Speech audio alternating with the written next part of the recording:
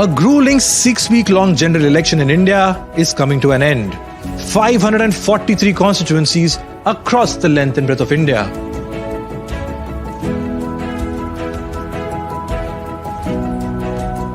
लोक सभा चुनाव 2024 आ चुका है अपने अंतिम पड़ाव। कौन होगा विजय? किसकी बनेगी सरकार? Will the BJP do 400 par, a claim made by the Prime Minister, or will the opposition India alliance stage a comeback? अब की बार Join us as we bring to you expert analysis and incisive and in-depth perspectives on who has the edge.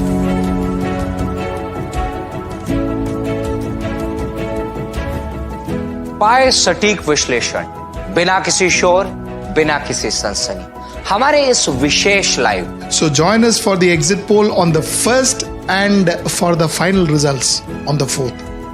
See you then. Exit polls coverage on 1st June 6:30 p.m. onwards. Result day on 4th June 7 a.m. onwards.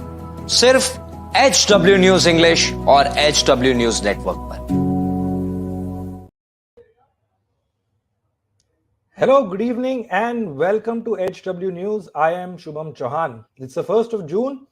Voting in the Lok Sabha elections 2024 have officially ended today. Today was the 7th phase of this really grueling, intense Lok Sabha election, and now we are entering the final count. 1st June is the exit polls day, and the 4th of June is when we will have the results. A lot of talking points, very controversial talking points, controversial statements from parties across the spectrum. So what we'll do today, we'll take things one by one. Let's start with what happened today, which is the 1st of June. Today, like I said, was the 7th phase of voting, 7th and the final phase of voting of the 2024 Lok Sabha elections. Like I said, 19th April is when the general elections began with the first phase, and now here we are with the 7th phase coming to an end. So what we'll essentially do in this live broadcast is take guests one by one. Of course, the team at HW News is here, and we'll have guests joining us to sort of dissect the last 2 months that have seen a lot of action. We'll get them one by one, and of course, the big numbers as to who has the edge. Remember, it's the exit polls we are talking about and not the actual results today. For that, we'll have to wait for at least 3 more days now. 4th of June is when the results will be out. What we'll do today is look at the exit poll numbers. Agencies, TV channels will be going gaga with the numbers in a way, because each agency will be broadcasting the results, or the exit polls rather, with a particular news channel. So what we've essentially done is we've picked 3 agencies for you, and we will go through them one by one as and when they are broadcast. And with that, we'll keep the conversation going to sort of understand the nitty-gritties of the election, what really the issues that were at the heart of this Lok Sabha election. So like I said, let's start from the beginning. 7th phase is what we had today, and I will take you through the voter turnout. Now, this has been something that's really been one of the important talking points of this Lok Sabha elections. This is the first graphic we've put up, which is essentially the voter turnout of 2019 compared to 2024. This is a phase-wise comparison that we're looking at.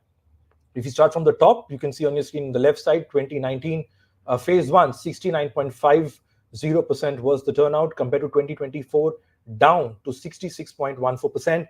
In phase 2, we had 69.44% voter turnout, and this year, 2024, we were down to 66.71%.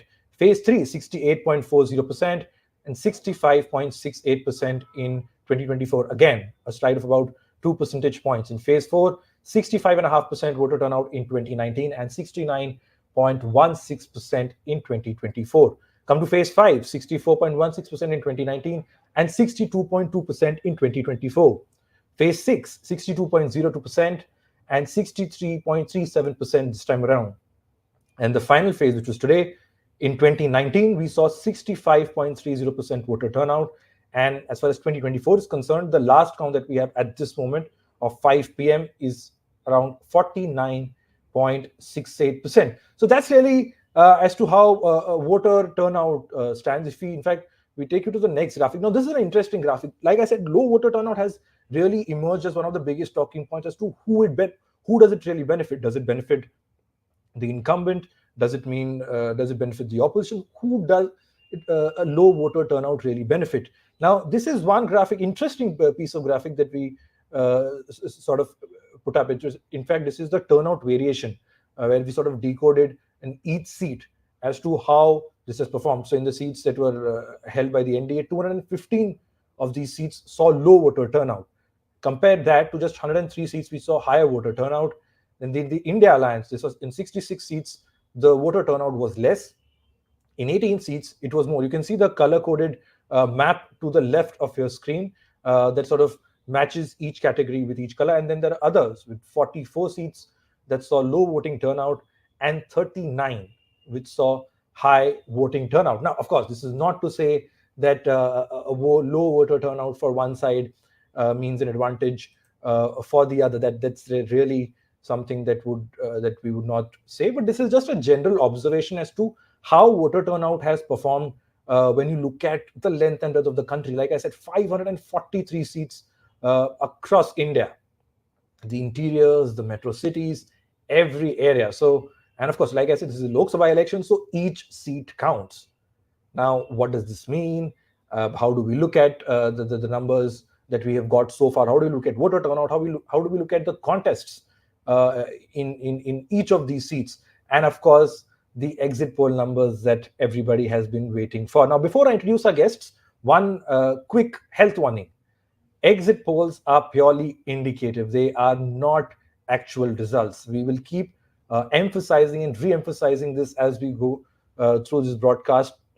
Exit polls these are basically surveys that are done when once the voter comes out of the booth. There are agencies who speak to voters to understand which way they have voted, and what one picks up from those responses are observations and of course the figures as to generally which way sort of the wind is blowing, and these are not actual results. With that health warning out of the way, I would like to introduce our guests. We have our managing editor Sujit Nair joining us. Good evening, Sujit.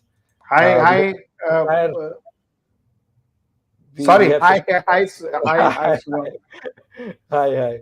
We have Shashank Nair, our colleague from HW News Network. Good evening, Shashank. कैसे हैं आप? जी शुभम, जैसा कि आपने कहा कि आज वो बड़ा इंतजार लोकतंत्र के त्योहार का आज पता चलेगा, एक डायरेक्शन आज मिल जाएगी किस तरीके से जो है आगे आने वाले रिजल्ट जो कि 4 तारीख को नतीजे आने वाले हैं उसकी आज एक झलक देखने को मिल सकती है। 58.64% आज के आखिरी चरण में जो है मतदान हुआ है। 7 चरणों में मतदान हमको देखने को मिला पूरे देश भर में, और आज 58.34% जो है मतदान हमें देखने को मिला है। और एग्जिट पोल्स के विश्लेषण आज हम लोग करने वाले हैं। इसके अलावा जो ये पूरा कैंपेन रहा, इतना लंबा जो है प्रचार सभाएं चली, अलग-अलग भाषण हुए, इस सब चीजों को लेके जिस तरीके से किस पार्टी ने कैसा परफॉर्म किया, हर एक चीज पे हम लोग बारीकी से आज एक बार फिर नजर डालेंगे और कोशिश करेंगे समझने की कि आज मौजूदा परिस्थिति क्या है।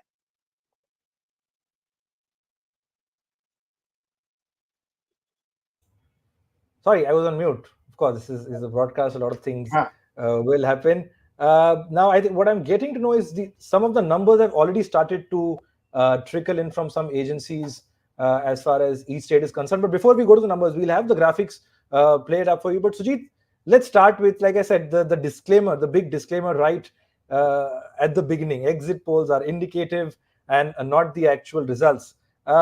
You look back at the campaign, and now here we are, voting done, all 7 phases voting done. It's exit poll time, and we'll have the results in a few days. How do you look at this? Your opening comment, Sujit. I'll be very honest with you. Through and through this election, I have not predicted. I have not predicted ever. I have not said anything. I have just showed numbers. I have showed opinion polls. I have spoken about whatever. The first time I'm going to stick my neck out and talk something. You see, I as a professional, as an advertising professional, all my life, I have seen pollsters, research as a tool to create strategy. That was how we have seen it, always a tool to create strategy. So whenever I looked at poll, whenever I looked at research, I looked at research as something that later on can be created into a strategy, which strategist like Mr. Prashant Kishore uses to create strategy, is what I understand. For the first time, I realized in 2024 that, you see, poll or research is not a tool for a strategy. In this time around, it is the strategy itself. It is the strategy itself. And I'll tell you what I'm saying. You see, when Bharatiya Janata Party started off, they started off by saying 400 par. That is how they started. Okay, then they realized this 400 par is not working, because the kind of dividends that the consecration of Ram temple would get them, they couldn't get it. So this 400 par thing actually started falling. And you saw a graph that started off at 400 par, yeah, something like that. Started off at 400 par, phase 1 went down, phase 2 went down, phase 3 went down, phase 4 went down. And normally in a marketing scenario, Shubham, let me tell you, what we do is we do something called as an intervention in this stage. Intervention happens. Intervention so that you can give the brand a boost. And the intervention here happened from Prashant Kishore. Prashant Kishore came and started this entire narrative about the Modi getting 300 plus, or Modi Sarkar getting 300 plus, possibly getting the same, possibly getting more. He started talking about South being the same, South being bigger, South being better, and East, North, West, everything remaining the same. So this narrative was put into the entire picture.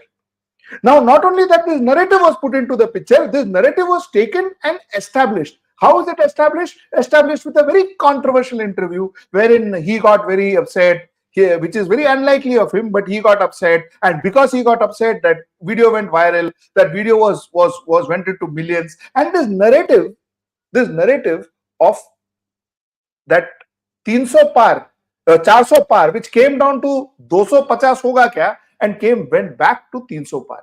So here we had that intervention, and the image went back. So this is point number 1. Point number 2 is also understand that it also ensured that today's, and the way I see it, if I understand right, today's exit poll will show NDA 300 plus. This is what I understand, and I'm sticking my neck out to tell you this. Not a single exit poll has come through till now, if I'm not mistaken. So some agencies are putting out the numbers. They're going state by state. Okay, national numbers. I have not seen it. I am telling you, this exit poll will show a figure of more than 300, or 300 or more than 300, or anything between 280 to 300, 320 plus. This is what the exit poll is going to show. Now, why is it showing? What is the ultimate result? I don't know. Why is the need for this? I don't know. But that's what it is going to show. It is not going to show any 250 or 220 or 230 number, at least to the best of my understanding. I hope I'm wrong. I wish I'm wrong. Because then there will be some amount of interest in this entire exercise. But otherwise, there was a person called there was a strategist who claimed to have sat in his drawing room, and he had nirvana. He achieved enlightenment, and through this enlightenment, sitting in his drawing room, which should now be monumentalized, because he sat in his drawing room and he got the numbers. That drawing room number now will be taken forward by a lot of research, a lot of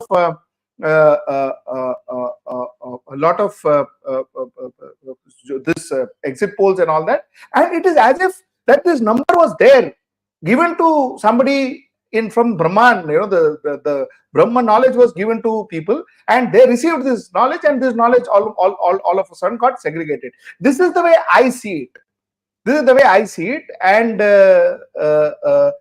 like I told you, I see these numbers in exit polls, or most of the numbers being anything between 290 to 300 plus for India. I would still wait for the final results on Tuesday. But all the same, let us see what the figures are.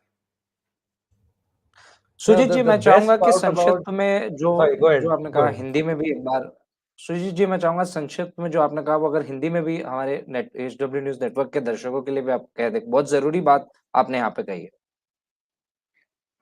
अरे बाप रे, ये हर एक चीज में से दो बार बुलवाएगा क्या? अच्छा ठीक है, चलो मैं हिंदी में बोलने की कोशिश करता हूँ। देखो क्या है कि यार ऐसा है कि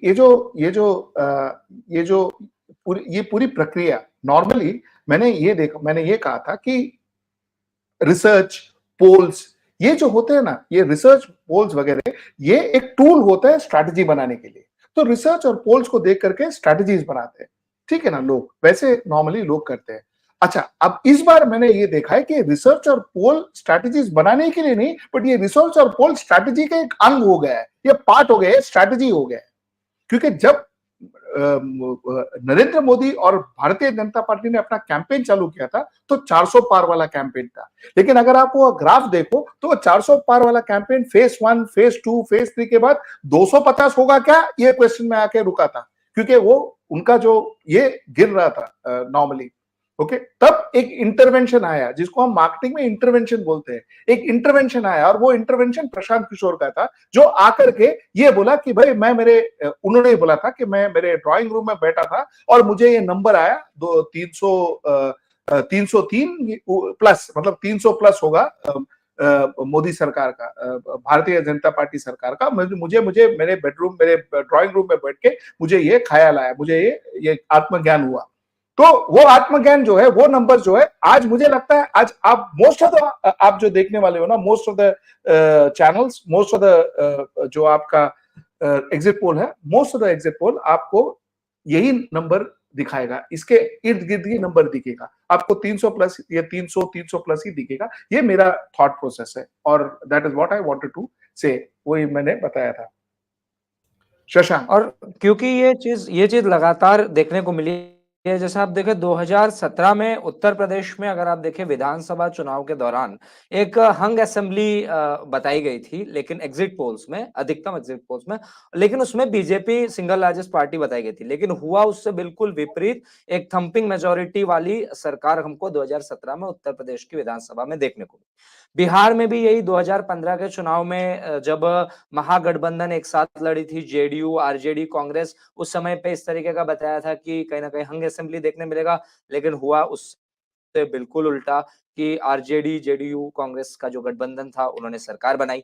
दिल्ली असेंबली का जो चुनाव था 2015 में, उसमें डायरेक्शन भले ही सही था, लेकिन हर एक एग्जिट पोल में ज्यादा करके 50 सीटें ज्यादा से ज्यादा आम आदमी पार्टी को दी गई थी। लेकिन हुआ ऐसा कि 67 आउट ऑफ 70 सीट्स आम आदमी पार्टी ने जीती और उन्होंने सरकार बनाई। अगर लेटेस्ट बात करें 2023 में छत्तीसगढ़ में, जो सब बोल रहे थे कि कांग्रेस एक बार फिर से रिपीट करेगी अपना गवर्नमेंट, वैसा नहीं हुआ, भारतीय जनता पार्टी ने सरकार बनाई। और क्लासिक जो एग्जांपल सब लोग कोट करते हैं 2004 का इंडिया शाइनिंग का जो एग्जांपल देते हैं, जिसमें अटल बिहारी वाजपेयी की सरकार एक बार फिर रिपीट होगी ऐसा कहा था, लेकिन हुआ उससे उल्टा और कांग्रेस ने सरकार बनाई। Absolutely, I think Shashank, like Shashank pointed out, one sort of the most fun part about Indian elections is predictions. Everybody has their number. Like Sujit said, he put his neck out and he said this is what he's estimating as to how the numbers will be. He spoke about Prashant Kishore and Yogendra Yadav. That's another talking point that we will come to as we go ahead in this live bar. And what Shashank spoke about as to how these exit polls can get it wrong sometimes. This is, like I said at the beginning, these are indicative. These are not actual results. And what I'll actually try and do is, I'll put out the numbers of the 2019 Lok Sabha elections. Now, what you can see on the screen are three agencies' opinion polls. Remember, this was the election which a lot of analysts say changed single-handedly post the Pulwama attack and the Balakot strike. This is the 2019 opinion polls. Three agencies, ABP News C Voter, Times Now VMR, India TV CNX, they gave, in fact, all three said it will be disadvantage for the BJP, they'll come down. ABP News said 233, Times Now said 279, and India TV said 275. They gave, ABP News C Voter gave 167 to UPA. Remember, there was no India Alliance at that time, there was the United Progressive Alliance, which is largely the opposition bloc against the BJP. Times Now VMR gave 149 seats to UPA, and 126 was given by India TV CNX, and the rest was for the others. Now, if you go to the exit polls, this is the interesting part. These are the numbers that came post the Balakot and the Pulwama and the Balakot strike. And this is how the numbers look like. India Today, Access My India, they gave 352 seats, which was largely what they got last time. So this was one agency that got it bang on, 352 plus minus 13. ABP still, ABP CSDS gave 277 to NDA. India TV CNX gave 300 seats plus minus 10. For the UPN, 93 plus minus 15, 130 by ABP CSDS, and 120 plus minus 5 by India TV CNX. So that's largely when you look at exit polls, agencies, political analysts, political strategists, everybody sort of goes out of their way. Some do surveys, some have their own sort of method to as to when they come up with a number. But the overarching rider is that exit polls cannot be taken as sure short results. In fact, we have some of the guests who are already joining in. Like we said, we have a lot of guests, analysts, journalists lined up for you from across the country. What I'm getting to know right now is, before we move forward, the first set of numbers have come.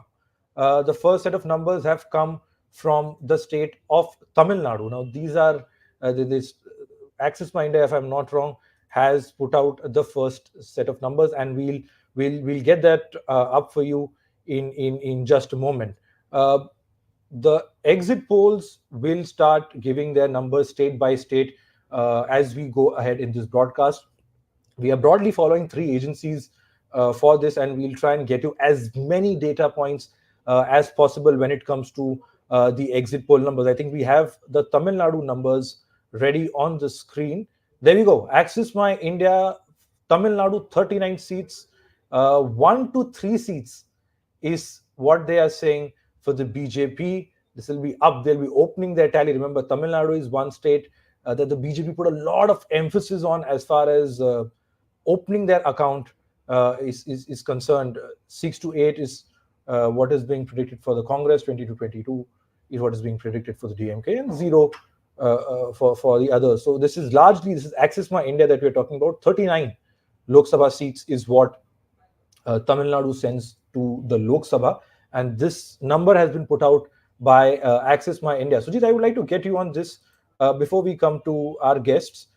Annamalai has sort of been the big star, superstar for the BJP, and a lot of hopes and expectations were pinned on him as far as the BJP opening their account is concerned. So first numbers, 39 seats, BJP opening their account. That's, of course, the big takeaway. How do you look at it, Sujit? See, to best of my understanding, whatever little I understood from Tamil Nadu, I'm sure Varun can be a better judge of this, and George, both of them can speak much better on this subject, because as far as my understanding is concerned, I thought while definitely Bharatiya Janata Party was looking at an increase in vote share in Tamil Nadu, but I don't think they would be getting a seat. I still don't think they're going to get a seat, but that's my view. I think I'll leave it to the experts to make the comment.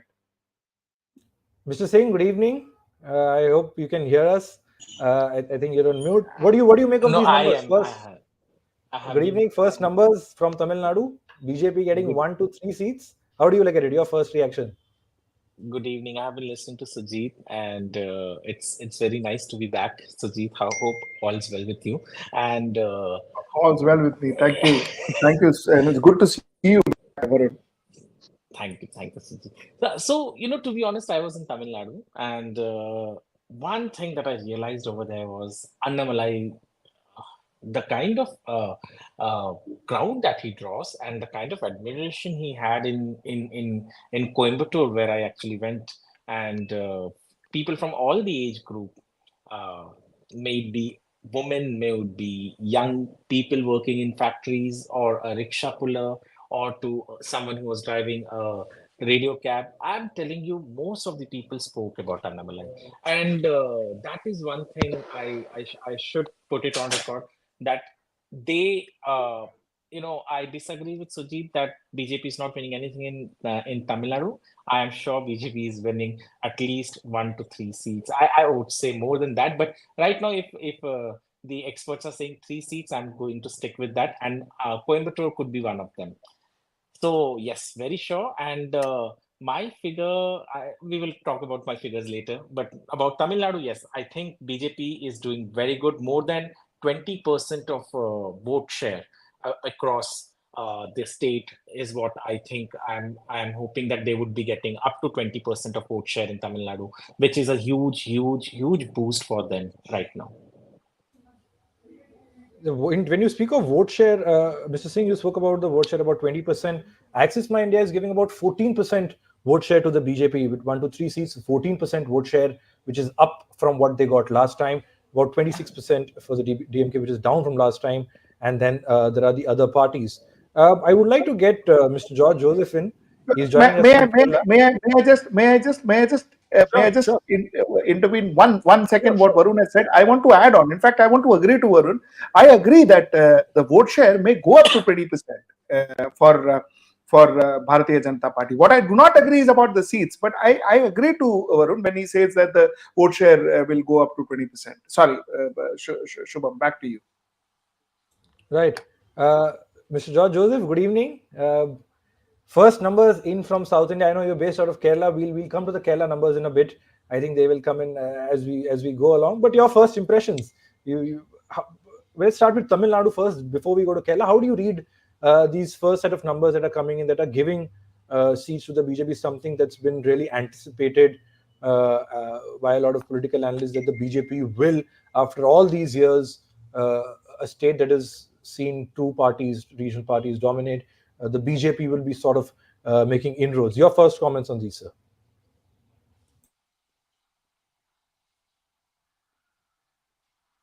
Mr. Joseph, I think you're on mute. You'll have to unmute yourself. Yeah, it's okay now? Yes. Perfect. Yes, Go we ahead. can. Hello? Yeah, I strongly agree with Mr. Sujit, BJP this time they will increase their vote share in Tamil Nadu. I think that they will not get a seat from Tamil Nadu. Maybe they get at least one seat. That is, I predict for Tamil Nadu. Actually, they will increase their vote share, that's sure, but they will not get a seat because, DMK and the alliance is so strong. I think that there is not much anti-governmency factor in Tamil Nadu, and Stalin is very strong in the India front also.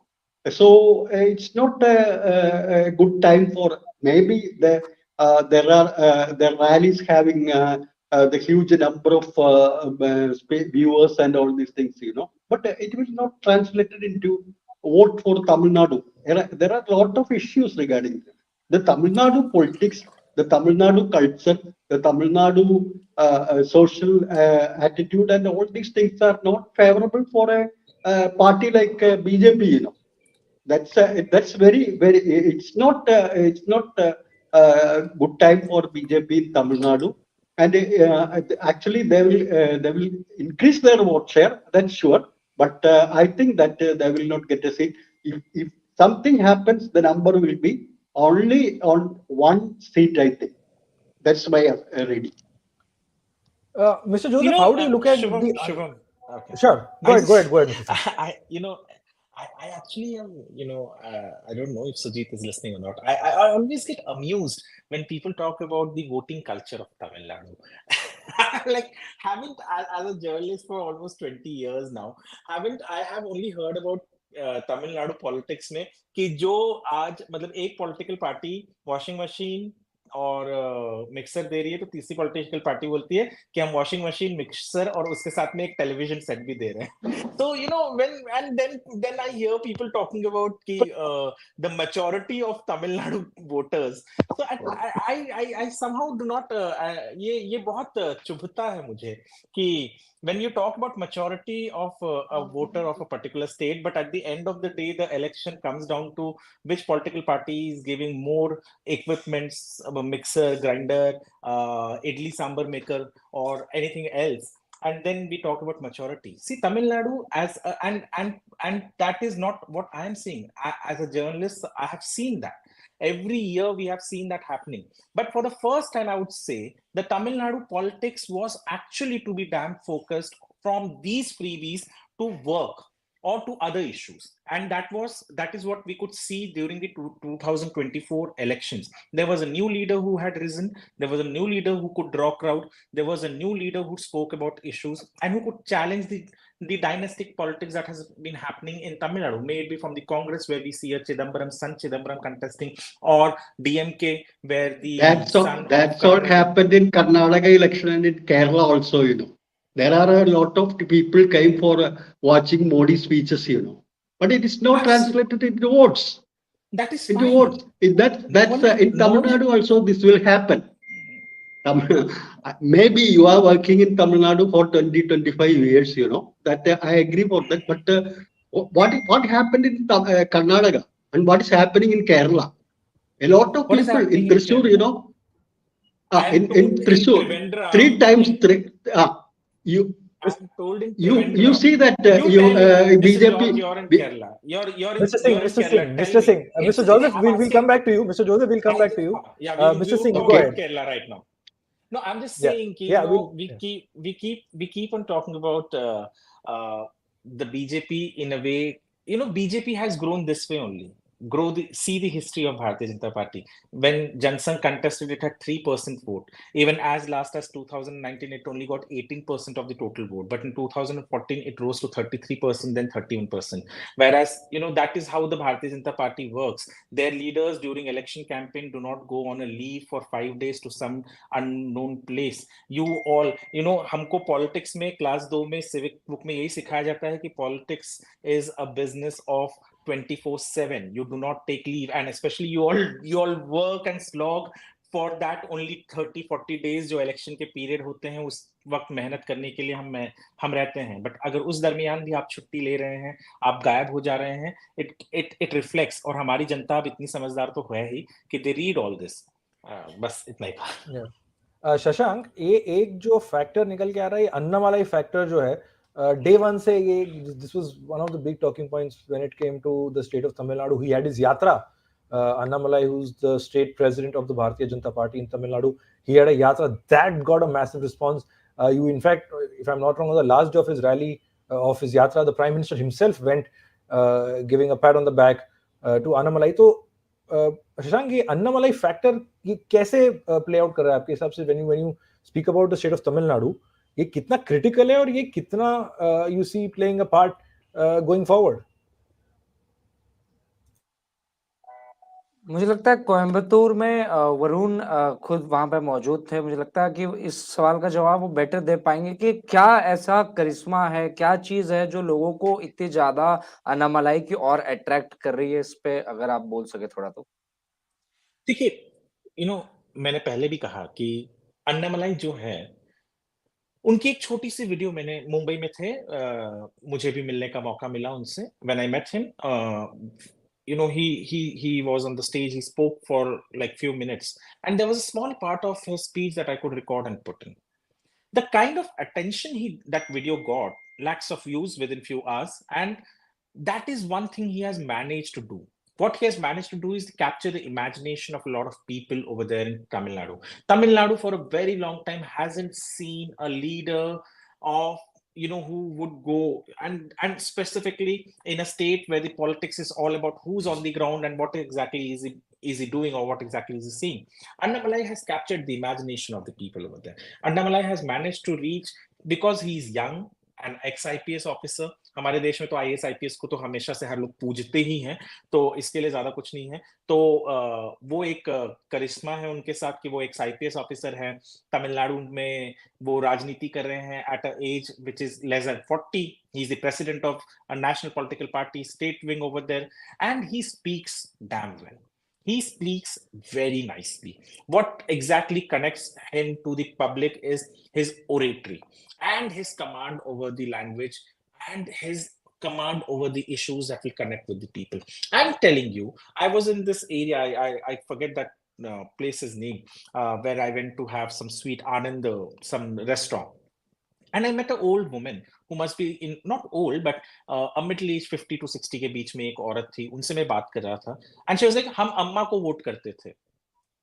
Coimbatore say, if I'm not wrong, AIDMK candidate is there, and they would say कि हम अम्मा को vote करते थे, but this time we are not going to vote अम्मा or her party because obviously she isn't there, but our vote is for Annamalai. And they would say because he's charismatic, that is the only thing. I'm telling you, you go in an auto in Chennai, you would find the auto driver also being very Bollywood types, and that is what evokes a lot of emotions among the public over there. And Annamalai has, as I said, captured the imagination of the public by his oratory, by his issues.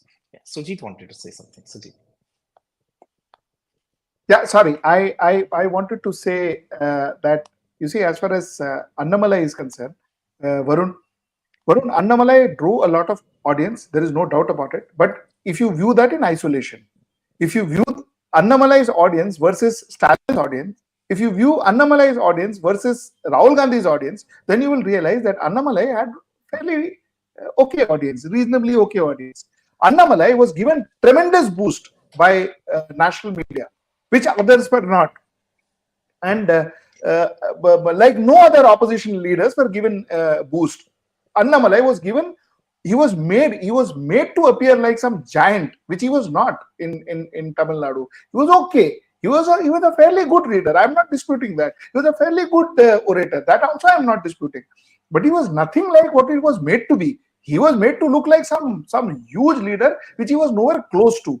So the fact remains that while I agree that Annamalai has built some kind of a brand equity for Bharatiya Janata Party, but the projection of Annamalai is far bigger than what he actually was. This is the point number one that I want to make, Varun. The point number two that I wanted to make is Annamalai is not going to translate into major votes for Bharatiya Janata Party. Annamalai has translated into a lot of awareness for Bharatiya Janata Party in Tamil Nadu. There is no debate about it. But it is not therefore translated into votes. Therefore, I say that ये seats में percentage में बदलेगा because awareness है. But seats में बदलेगा क्या? This is something that I'm kind of doubtful.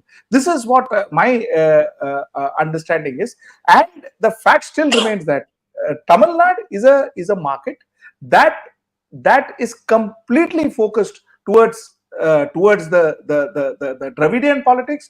That is completely focused towards now. Stalin seems to be an absolute leader, absolute numero uno in Tamil Nadu, and Stalin is dominating the political scenario of Tamil Nadu.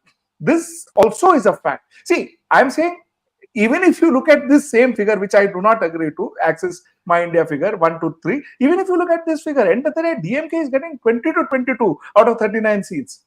You see, so the fact remains that the clear domination in Tamil Nadu is Stalin. That's what I would just add on to what Varun said.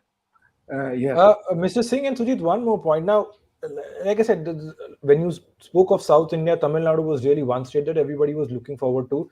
And the way I saw it, the way I picked it up, there were two broad views. First was, yes, BJP will open its account in Tamil Nadu. They'll get a double-digit vote share. They'll get one seat, at least for sure, which is of Annamalai himself from Coimbatore. And the other was that even if, say, BJP doesn't get seats in Tamil Nadu, yet they have a healthy vote share. The BJP has something to build on when it comes to the assembly elections that are due in Tamil Nadu.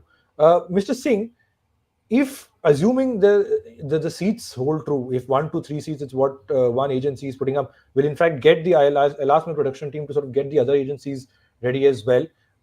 What does it mean for the BJP, assuming either of these two things scenarios go true? What does it mean for the Bharatiya Janata Party as far as the South is concerned? You know, if you're asking about South में और भी बहुत सारे states हैं. It's not just the Tamil Nadu, but Tamil Nadu में इस बार focus ज़्यादा रहा इनका, for a very simple reason, because as we know, Tamil Nadu has its own culture, and every other state has its own culture. It wouldn't be proper for me to say that, but Tamil Nadu sort of is, as I said, very dramatic compared to many other states. यहाँ पे आप मुंबई में किसी से पूछ लो तो उनको तो कई बार तो अब थोड़ा सा ज्ञान आ गया है. That is the reason they know the difference between Tamil Nadu, Kerala, Andhra Pradesh and Karnataka. नहीं तो पहले तो हर किसी को मद्रासी बोल दिया करते थे. So that is the kind of sort of relevance that Tamil Nadu used to have or Chennai used to have for us. But now, and that, so if you win Tamil Nadu, if you have more seats in Tamil Nadu, I think वो बहुत अच्छा उनके लिए एक तरीके का जो पहले Congress used to run this कि दक्षिण कितना सॉरी उत्तर में हाफ दक्षिण में साफ, that is completely that will destroy that particular slogan by then, the thing that they used to say about BJP, because what predictions I'm getting for Karnataka is very very not very happy, would send happy music to the ears of Karnataka Congress supporters, because in Karnataka 23 to 25 for the Bharatiya Janata Party and its alliance, that is what is being predicted by almost all the exit polls. Not only Karnataka, in Kerala, I'm told, Mr. George is sitting here, which I wanted to ask him. I'm told in Trivandrum, I was talking to Rahul Ishwar a few minutes ago before I was here. I'm told Trivandrum is probably Shashi Tharoor may not be in a very comfortable position, and there are other seats also, Thrissur, if I'm not wrong. That is what Rahul Ishwar told me. And Palakkad was the other seat. That these are the three seats where he says that the BJP is doing pretty good compared to its previous performance, and he was very sure about Trivandrum, the BJP may win. So, and Karnataka, as I said, in Andhra Pradesh, TDP ke saath, the BJP is doing very good. In Telangana, the BJP performed exceptionally well in the assembly polls, and it is being said that they may even win more seats in the Lok Sabha than the Congress. So the South mein jo the nara of Congress has fallen flat, to be honest, seeing even the vote share, that the Uttar mein half or Dakshin mein saaf for the BJP. So that is what I think. BJP See, is doing very Varun, very honest with you, I'll tell you what the problem with Bharatiya Janata Party predominantly has been this thought process that we have India and then we have one South which is lying there. And possibly Tamil Nadu or Madrasis represent the South. This has been the approach of Bharatiya Janata Party, and possibly, except for Karnataka, that is why Bharatiya Janata Party couldn't break into the South market. And believe me, I still don't think that they can really do much in South. And Kerala, I don't know. George has been quiet for a long time, so I'll allow George and then I will take it over. Varun, 2 more minutes. I'll just ask. We'll both ask George as to what he feels the story is. George. Mr. George, you're on mute. Mr. George, can you hear us? George, you're on mute. You're on mute. You're on mute.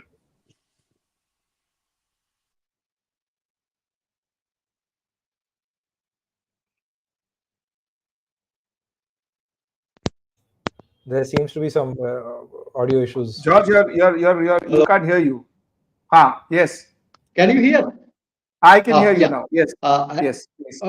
Yeah. Actually, I was watching very interestingly, Mr. Varun's comments, that's Annamalai is attracting a lot of people and he's speaking very well. He's also speaking rubbish things also, That's the difference, because he once he told that this Jayalalitha is a Hindu leader. Was it that? It's true, Jayalalitha was a Hindu leader. A Hindu leader cannot survive in Dravidian politics in Tamil Nadu. If he's saying that I am a Hindu leader, he will be out. He or she will be out. That's very sure for Tamil Nadu. Actually, in South Indian politics, as Mr. Sujit rightly pointed out, that the South Indian people are considering BJP as a Gosai party, a Hindi heartland party. That is the mindset of a average Malayali, average Tamilian, and average Karnataka people. Also the BJP is not considering at all the South India. They are concentrating only for the Hindi heartland, and they know that winning UP, Madhya Pradesh, Gujarat, Rajasthan, Bihar, they can rule the country. Because, and in Kerala, you said that Trivandrum, BJP will not open its account in Kerala this time. Whoever may be, police or whoever may be telling that, they are put up a very good fight in Trivandrum and Thrissur. That's very true. But it did not be translated into a victory for BJP in Kerala. Definitely, Shashi Tharoor will be the winner, or maybe it is a slender margin. Pandin Ravindran and Rajiv Chandrasekhar will come second. That is another issue. But definitely, the winner will be this time also is Mr. Shashi Tharoor. Maybe the margin will be very narrow. And in Thrissur also, either Congress or CPM will win. Let's do. They also put up very good fight in Thrissur. That's the situation. BJP cannot open an account. The thing is, the mindset of the people of Tamil Nadu is totally disagreeing, disallowing the politics of the entire ideology of BJP. That's the thing. Actually, Tamil in Kerala, several times this Narendra Modi has come 3 or 4 times in Thrissur. There's a very good large crowd. That's very true. Also, these leaders are attracting so many people. That's all. But the thing is, it is the people of Kerala, especially Kerala and Tamil Nadu, they think that the BJP is a North Indian party, and they are not considering South India. They are sidelining the South India. They're actually financially and all other things, they are not considering South India. That is the mindset, that the thinking of the people of Kerala and Tamil Nadu especially.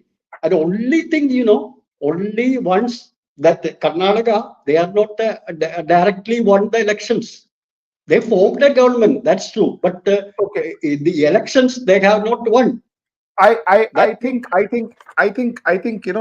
sorry George to cut you, but I think what we've spoken about Tamil Nadu, we spoke about Kerala. We'll wait for Kerala to come and then we'll continue our topic, because nahi to kya hoga ki we'll oscillate. Tamil Nadu, Sujit, I think the Abhijit, 1 second. voter...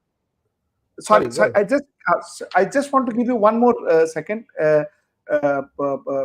Abhijit Sham, I think he's writing and asking us to go ahead with other states. See, we are getting it as we are giving it to you as we get it from channels. So we are consolidating from channels. So you'll have to wait. It is not in our hands to give it to you fast. Sorry, Shubham, please continue. Yes. So just to tell our audience, our team is working on the graphics at the back end, so that once the numbers are up, of course, the channels will be much faster than us, but we'll ensure we get the graphics up as soon as possible. ABPC voter, they are predicting 0 to 2 seats for BJP in Tamil Nadu. Another state that has come out is Kerala. Mr. Joseph George was talking about Kerala. Axis My India, Axis My India has put out the numbers for Kerala. They're saying that the BJP may open its account in Kerala by winning 2 to 3 seats. 13 to 14 is what the Congress is expected to get. UDF is expected to get 4, and 2 to 3 for the BJP in Kerala. Now, again, we were speaking about Kerala, and we have the numbers for Kerala coming in right now. Mr. Joseph, Kerala numbers in 2 to 3 for the BJP, and the rest is for the Congress and the UDF. Your first reaction before we move on? I don't know what is the result, that even the BJP leadership is expecting only, they are hoping for only 2 seats. That is Trivandrum and Thrissur, I don't know which is the 3rd seat this survey has, this exit poll had brought in, which is the 3rd seat, I don't know. Because sitting in Kerala, Varun. No, I'm not. I mentioned 3 seats before: Palakkad, Thrissur, Trivandrum. These are the 3 seats which the BJP is hoping that they will win. There is one more seat, I can't get that name, but they're expecting that there could be. But as I was very amused. I actually get very amused listening to many people from the south when they speak about the Bharatiya Janata Party as being an outsider party. Outsider kahan ka outsider? इस देश के बाहर से तो आई हुई party तो है नहीं भारतीय जनता पार्टी, है तो इसी देश की party. It has formed over here. It has been there in existence since 1980, and it has won elections in across the country. If it is getting a 20% vote share, or forget 20%, if it is getting 14 to 15% vote share in Tamil Nadu, if it is getting even 10% vote share in Kerala, and even 10% in in Andhra Pradesh और तेलंगाना में 15% मिलता है उसको assembly में, और कर्नाटका में इसके पहले उनकी सरकार बिना किसी तोड़फोड़ के बनी है. तो and so all these doesn't, either we are living in a our silos from where we can't see the truth that the party is doing well in the south, or the party is working to do well in the south. And one has to understand the Bharatiya Janata Party before commenting on the BJP. The BJP is not an army party. The BJP is not a Congress. The BJP has been, as I was earlier also pointing out, that the BJP knows its limitations. It has to start from scratch and ground zero in many areas, and that is what they have been doing. If I'm not wrong, the RSS has the second number largest shakhas in Kerala, in the country. And they are working over there. They haven't been able to translate them into votes yet, but I'm told I can't get that OBC community ka naam over there in Kerala, but they have tilted towards Modi. They have tilted towards the Bharatiya Janata Party, and these are those people who the BJP will bank upon. The BJP has warmed up to the Christians in Kerala. In the Christian community had openly come out in the past also. Let's see what exactly how they work on it. And Christians. Varun, then I have a problem. You see, our Prime Minister went into Jharkhand and said that, we are giving holidays on Sunday. So, which side of BJP is the true side? Is it the Hindutva side which they propagate, where they call infiltrators and where they talk about a community that creates a lot of children, or is it the secular side where they're warming up to Christians, they're warming up to Muslims, where the Prime Minister only is very keen on enjoying his Eid with his neighbors and all that. So which side of the Prime Minister is the real BJP, Varun? Sujit, I don't think when the Prime Minister says that Sunday को छुट्टी क्यों दिलती है, I think that is a common folklore that has been there in this country. Why we started getting Sunday holidays? Before that, we you read about any Indian scripture, there was no Sunday holiday that was ever mentioned. No, sir. The Sunday holiday has nothing to do with Christianity. It is a organization called the Bombay Hand Mill Workers who who protested, and finally it was decided that one day in a week, that is Sunday, would be given to as holiday, and that too, the head of that unit was a gentleman called Narayan Lokhande, if I'm not mistaken. So it has got nothing to do with the Christianity or anything else for that matter of fact. You're not. See, again, you're not getting. What I'm trying to say is that Sunday mass thing was associated with the Sunday leave. Why in every other part of the world you would see a Sunday holiday, and that why Sunday holiday is there, except for the Middle East where there is a Friday off. No, even Middle East even Middle East, Varun, there is a Sunday holiday. You see, even Middle East there is a Sunday holiday. There is a Friday holiday and there is a Sunday holiday. Few people. That is what I'm saying. Friday holiday in Dubai or in a Bahrain or in a Saudi was because of the Jummah day. That is the same thing over here. Why Sunday mass was the reason why Sunday holidays began, and if you read it properly, the strike and everything, why did they choose Sunday? Why didn't they choose Monday or Tuesday or Thursday or Friday or Saturday? I will. Please go. Can I answer that question? You see, what happens is, globally, most of the countries were shut on Sunday. So it would be only prudent for a country, especially mill workers. That is why. No. But Sujit, that is my question. Why was the Sunday off why is the Sunday off in most of the global countries? Most of the countries that follow Christianity, why was the Sunday off? Achha, most of the Christianity follows Sunday off is because, yes, according to because there is Sunday mass. That is most of the global. But India didn't practice because of Sunday mass. India. No, not because of that. Is what I'm saying. My question is why was have you gone to Thane? Thane holiday is on Thursday. If you go to some places, if you go to Aurangabad, most of the holidays are on Fridays. If you go to a lot of places, have got different holidays because of different reasons. Those are not those. See, even Okay. I have seen Here it you have, since childhood. here you've got Telangana figures. We've got Andhra. A C voter has put out the data for Andhra and Telangana. I was saying Andhra is saying 21 to 25 for the NDA. 0 to 04 is for the YSR Congress, which is Jagan Mohan Reddy's party. But again, the NDA 21 to 25, which is if 25, it's a sweep in Andhra.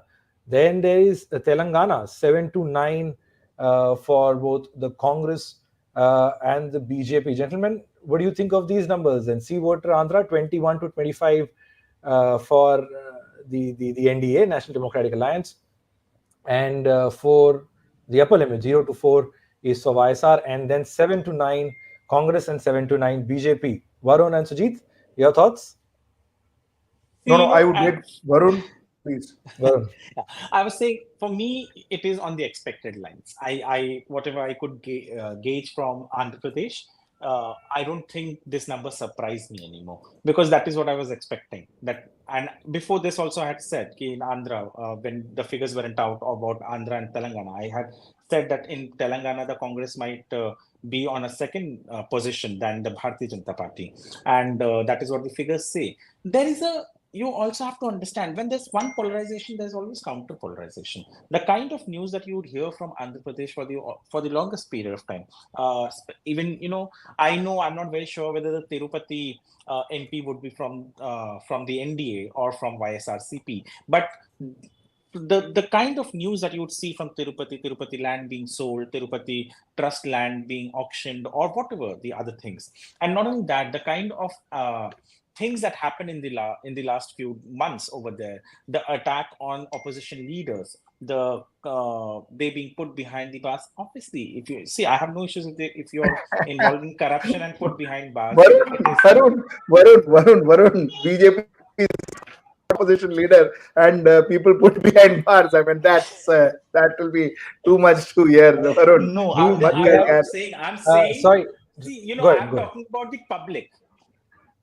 मैं बोल रहा हूँ कि public के बीच में जिस तरीके का एक इंप्रेशन बनता है, जिस तरीके का एक माहौल बनता है, वो बहुत मायने रखता है. And Andhra Pradesh, in Andhra Pradesh, people started feeling that unnecessary action was being taken, which I do not support. I say if someone is corrupt, put behind the bars. That is what I was coming to, and I had even started that line when this thing came up. But as said, there was a lot of discomfort and anti-incumbency बहुत है आंध्र प्रदेश में.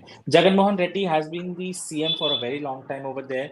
The kind of religious appeasement that happens in Andhra Pradesh is also one of the reasons why many people have voted against the YSRCP. That is one reason. In Telangana, I'm not at all surprised with the numbers again with Telangana. Instead, I would say that BJP might win 10. And the Congress might go down, and the kite may not fly, if what we hear and we can gauge from people. So that is what, in my expectation, is that the BJP will do very good. The assembly elections proved it, and now the BJP will be able to sort of get better seats in Telangana. I think we have Mr. Sunil Yadav. Other guests also. Just one point I wanted to make before that, please. One point I wanted to make, and I will exit. The thing is, let us not take Andhra Pradesh. Let that not be a happy note at the moment, because Andhra Pradesh, the bulk of the 21 to 25 is going to TDP, and TDP currently is with NDA, but that's currently. One doesn't know what the future is, and one doesn't know what the future holds. That's something that I need to put a rider. Please, let's please involve other guests. Yes, Mr. Sunil Yadav, he's joining us from Telangana. Mr. Yadav, can you hear me? Hi, good evening, sir. Can you hear me?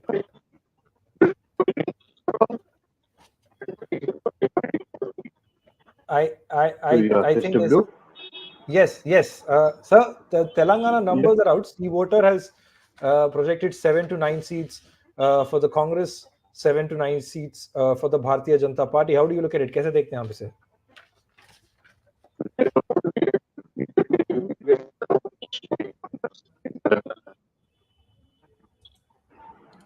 Around BJP will get around 9 seats, and Congress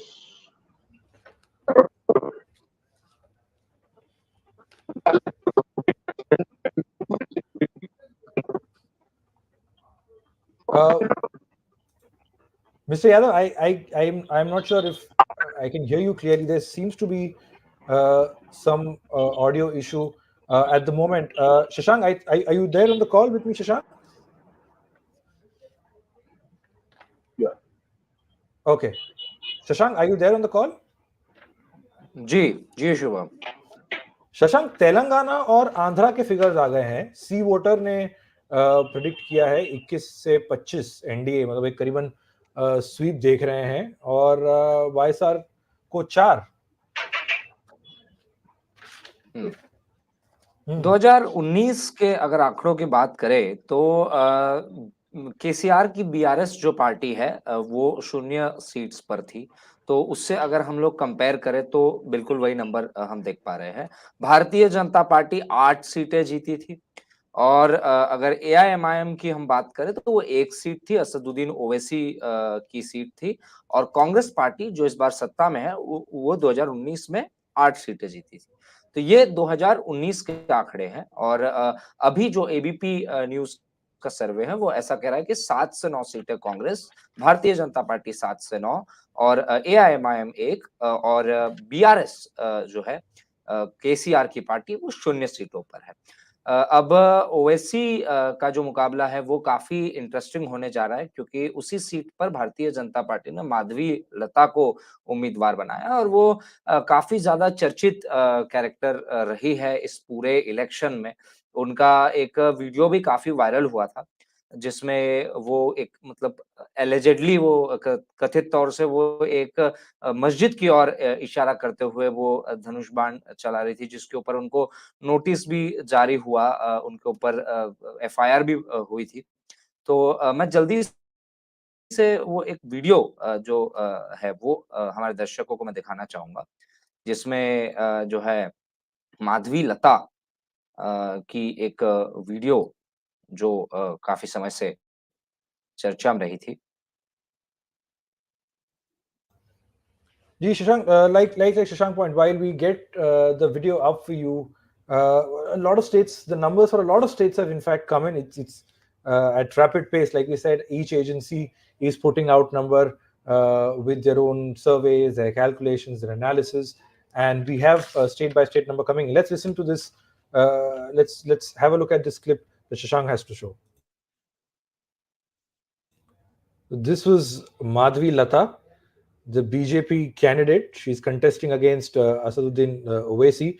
This was one gesture that in fact faced a lot of flack for her bow and arrow gesture towards a mosque. There's a video from another angle which showed the BJP candidate Madhvi Lata doing a gesture of bow and arrow towards the mosque, and she's contesting against Asaduddin Owaisi. Sujit, I hope you're back on the call. We have, like I said, we just discussed Andhra, Telangana numbers sort of came out, and as far as Andhra is concerned, where the BJP is banking on TDP and Jan Sena, which is the party of Pawan Kalyan, to ensure that their tally goes up there. And as far as Telangana is concerned, for BJP and Congress both, we have several guests joining us at the moment. But Sujit, can you hear me? Unclear. We just discussed Madhvi Lata and her controversial gesture, where she did a bow and arrow gesture, where she did like a bow and arrow gesture towards the mosque. That comment faced that gesture rather faced a lot of flack. When you look at the overall political discourse, when you look at how political parties behave, when you look at political parties, what they say, at this point, what does it really say about Indian politics at large? See, the fact remains that I still believe that these are numbers which are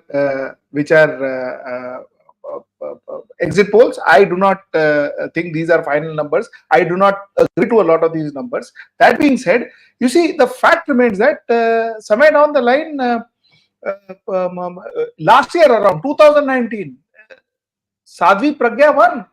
Pragya Singh Thakur or whatever she is, she won. She did the same things. She was doing the same thing and people voted for her.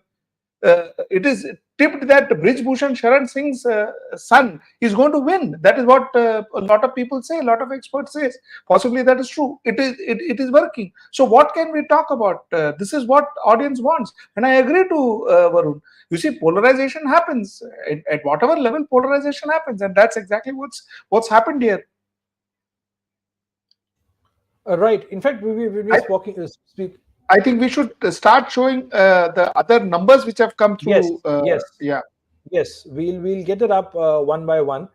This is Jharkhand on your screen right now. Axis My India is predicting 8 to 10 seats for the BJP, 2 to 3 seats for the Congress. The others is seen to get 2 to 3 seats. Now, this is a state that saw the arrest of a sitting Chief Minister, Hemant Soren. He, in fact, resigned just before he was formally arrested, and following his arrest, the state saw a lot of political turmoil because, and soon after that, we had Arvind Kejriwal also getting arrested. So this whole narrative about opposition leaders getting arrested, now will it convert into a sympathy, will lead to a sympathy vote or otherwise, or it doesn't? That's something that all eyes were on as far as the Lok Sabha elections were concerned, because even Hemant Soren's arrest came right on the heels of this general election. So it was touted that even in a small state like Jharkhand, that usually doesn't make it to national news as often as some of the other states do.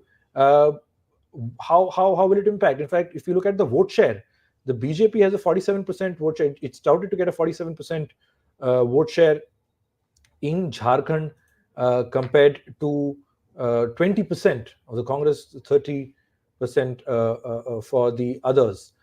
We have C voter in Tamil Nadu. This is a state we already discussed. Even they are predicting 0 to 2 seats for the NDA, which is the BJP. 37 to 39 seats for the opposition India Alliance. We spoke about controversial remarks just a couple of minutes ago with Sujit. NDA 2 seats seems to be a practical thing, Shubham. NDA 2 seats, because there's one Puducherry seat that is also aligned to NDA. So this, but this is Sujit. This is, I think, this is 39 plus 1. 39 is what Tamil Nadu gives plus 1 Puducherry. So that's 40. What we are looking on the screen right now is 0 to 2 for NDA. Let's see what the next state. It's Karnataka. The state where BJP sort of swept single-handedly last time. Again, this is another state that has seen a lot of political activity, especially during the election season. The whole saga around Prajwal Revanna and the sexual abuse matter that came up to light. He was just arrested a couple of days ago. The BJP is expected to win 20 to 22 seats in Karnataka, 3 for the JDS and 3 to 5 for the Congress. Now, Sujit, I want to get you in on Karnataka because this is one state, like I said, the Prajwal Revanna story that broke out soon after voting voting completed in Hassan. How do you look at the BJP's performance? This time they've gone ahead with Deve Gowda's party, especially the old Mysuru region, which is the forte of the Deve Gowda family. Now BJP 20 to 22 in Karnataka. Sujit? See, I will, when Karnataka Congress came to power in Karnataka, we maintained and we had that day that it was not Congress who came to power, it is BJP who lost power. Okay, people were frustrated with BJP and got to power. Unfortunately, if this is the result this is the result that we are seeing, then therefore Congress has not performed. And to some extent, I will agree to this, is because Congress has not performed. I still don't think it will be 3 to 5. I think it should be better than this, but I still think that Congress has not performed the way to the expectation of Karnataka, and that is precisely why Congress may not be getting the kind of seats that one expected Congress to get in Karnataka, which at least I expected Congress to get in Karnataka. But this is what the opinion poll says, and we will go with it till now. Sujit, ये भी दिलचस्प है कि तीन सीटों पर बस JDS लड़ रही है और तीन यहाँ पे एग्जिट पोल यानी कि तीनों की तीनों सीटों पर जेडीएस को विजय दिखा रही है। ये भी एक चीज बहुत दिलचस्प देखने को मिल रही ये I think in fact Shubham, you should take sure, guests on the line because I think sure. we've I got think guests waiting. we have guests waiting, but I think there seems to be some technical error as far as the back end is concerned. But we'll keep playing up just to tell our audience we are a very small team that's trying to put this show together for everyone and tell you as many numbers as possible. So pardon any errors, any technical issues that we may face. We have, in fact, Mukul Fukan, who's joining us from Assam. Mr. Mukul, good evening. I hope you can hear me. Yes, yes. I think Assam numbers haven't come out yet, but what's your sense? What's your sense as far as Assam is concerned? So far, Assam is concerned, India would be get 5 seats. Right. Yeah. What do you think will be the big issues in Assam that are sort of dominating the news? How many seats did he say India Alliance will get? Sorry? 5 seats. 5 seats. 5 seats. Five. Yeah. In Assam? Yeah. Yeah. Himanta Biswa Sarma वाले आसाम की बात कर रहे हैं ना? Yeah.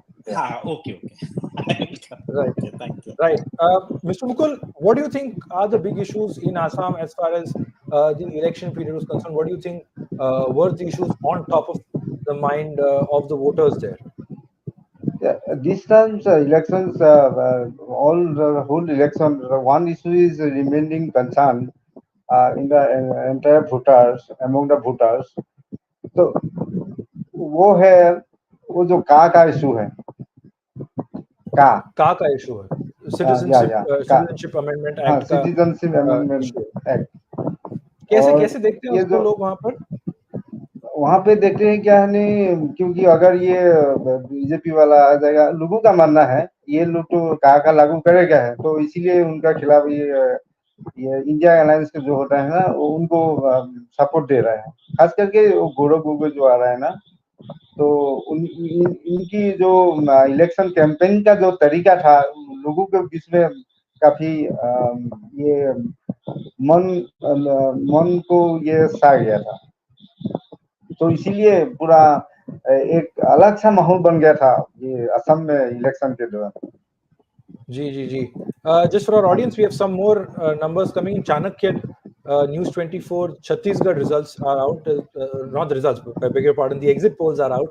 11 seats in Chhattisgarh, 11 plus minus 1 for the BJP, 0 to plus minus maximum 1 for the Congress. In terms of vote share, the BJP is expected to get around 33% plus minus 3% vote share. When you talk about Chhattisgarh, as per the Chanakya News 24 exit poll that is coming out, the BJP 59% plus minus 3% vote share. This is in the state of Chhattisgarh. Gujarat, this is the home state of Prime Minister Narendra Modi, and really no surprises there. This is a state that has been the bastion, the home turf, call it whatever you want, for the BJP. This is the state where Prime Minister Narendra Modi and Home Minister Amit Shah come from. 26 plus minus 2, which is again almost a clean sweep for the Bharatiya Janata Party as far as Gujarat is concerned in terms of vote share. 61% plus minus 3%, 33% plus minus 3% for the Congress. In Uttarakhand, the vote share have come out. This is for Chanakya News 24 exit poll. They are predicting a vote share of about 59% plus minus 3 for the Bharatiya Janata Party, 32 plus minus 3 for the Congress. And in terms of seats, 5 seats that Uttarakhand sends to the Lok Sabha, and it is expected that the BJP will win almost all 5. We have with us, in fact, right now, Tejram. Mr. Tejram is joining us from Chhattisgarh. Mr. Tejram, मैं उम्मीद करता हूँ आप हमें सुन पा रहे हैं। छत्तीसगढ़ के जो अभी एग्जिट पोल दिखा रहे हैं, बीजेपी क्लीन स्वीप, कैसे देखते हैं आपसे? नमस्कार। और छत्तीसगढ़ में मेरी आवाज आ रही है ना सबको? जी बिल्कुल, बोलिए। हाँ, छत्तीसगढ़ की जो है 4 बार यहाँ पे लोकसभा जैसे हुआ, चूंकि 2000 में निर्माण होता है, 2004 में पहली बार होता है, फिर वो सिलसिला जारी होता है। तो ज्यादातर समय 9-11 में 10-1, 9-9-2 इसी का आंकड़ा रहा है। और पिछली बार 2019 की जब हम बात करते हैं तो छत्तीसगढ़ में कांग्रेस की सरकार थी और बीजेपी जो है 11 में से 9 सीटों पर थी। 2 जो सीटें थी वो थी कांग्रेस जहाँ पे जीती थी, वो थी बस्तर, जहाँ से अभी वर्तमान में कवासी लखमा प्रत्याशी है। और पिछले जो है पिछली बार अभी जो पिछले जो सांसद थे वो स्टेट प्रेसिडेंट है कांग्रेस के। और दूसरी जो सीट पर जहाँ पे जीती थी वो थी कोरबा की सीट। तो छत्तीसगढ़ में जो अभी एग्जिट पोल आ रहे हैं उसके आधार पे 10-1 का जो चल रहा है, तो 9 और 11 के बीच का अंतर हमेशा से रहा है, 2 का अंतर हमेशा रहा है यहाँ पे, 9-2-11 ऐसे होते रहा है। तो ऐसे में छत्तीसगढ़ की ग्राउंड रियलिटी पर जब हम बात करेंगे तो जो एक जो सीट बताई जा रही है, संभवतः ये जो है बहुत ही इंटरेस्टिंग मुकाबला इस बार, क्योंकि छत्तीसगढ़ में पिछली बार आप सबने देखा कि कांग्रेस की सरकार थी और वो पूर्ण बहुमत की सरकार थी। किसी ने भी नहीं सोचा था कि इस कदर वो जा सकती है। तो ऐसे में छत्तीसगढ़ की राजनीतिक जो हालात रहे वो विधानसभा के बाद में बदली है। और ऐसे में जो पूर्व में जो मुख्यमंत्री रहे कांग्रेस से भूपेश बघेल, वो भी इस बार लोकसभा के प्रत्याशी है। राजनांदगांव लोकसभा सीट से वो प्रत्याशी है। उनके जो है प्रतिद्वंदी सिटिंग जो अभी एमपी है वो संतोष पांडे है। ऐसे में उनको रिपीट किया गया है।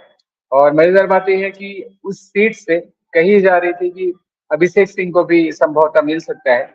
ऐसे में देखने वाली बात और बहुत रोचक बात है कि क्या एक जो सीट दिखाई जा रही है वो राजनांदगांव है या वो और कोई सी सीट है, क्योंकि कोरबा भी बहुत हॉट सीट है। 2-3 सीटें जो यहाँ पे हॉट सीट मानी जा रही है, उनमें से कोरबा इसलिए है क्योंकि तेजराम अभी जी, वर्तमान में मैं ये समझना चाह रहा हूँ आपसे कि क्या मुख्य मुद्दे हैं छत्तीसगढ़ में धरातल स्तर पर। छत्तीसगढ़ में धरातल स्तर पर जो मुद्दे हैं वो पिछली बार जो गवर्नमेंट बीजेपी की कांग्रेस की जब सरकार थी, तो ये तो पीएससी का मुद्दा था जो गरमाया था। और लगातार जो है सीबीआई जांच की बातें हो रही है। और अभी जैसे ही जैसे चुनावी माहौल बना, दूसरा महादेव है। तो महादेव और जो पीएससी घोटाला है, पिछली गवर्नमेंट को ले डूबने में 2 महत्वपूर्ण योगदान इसका माना जाता है, यही देखा जाए।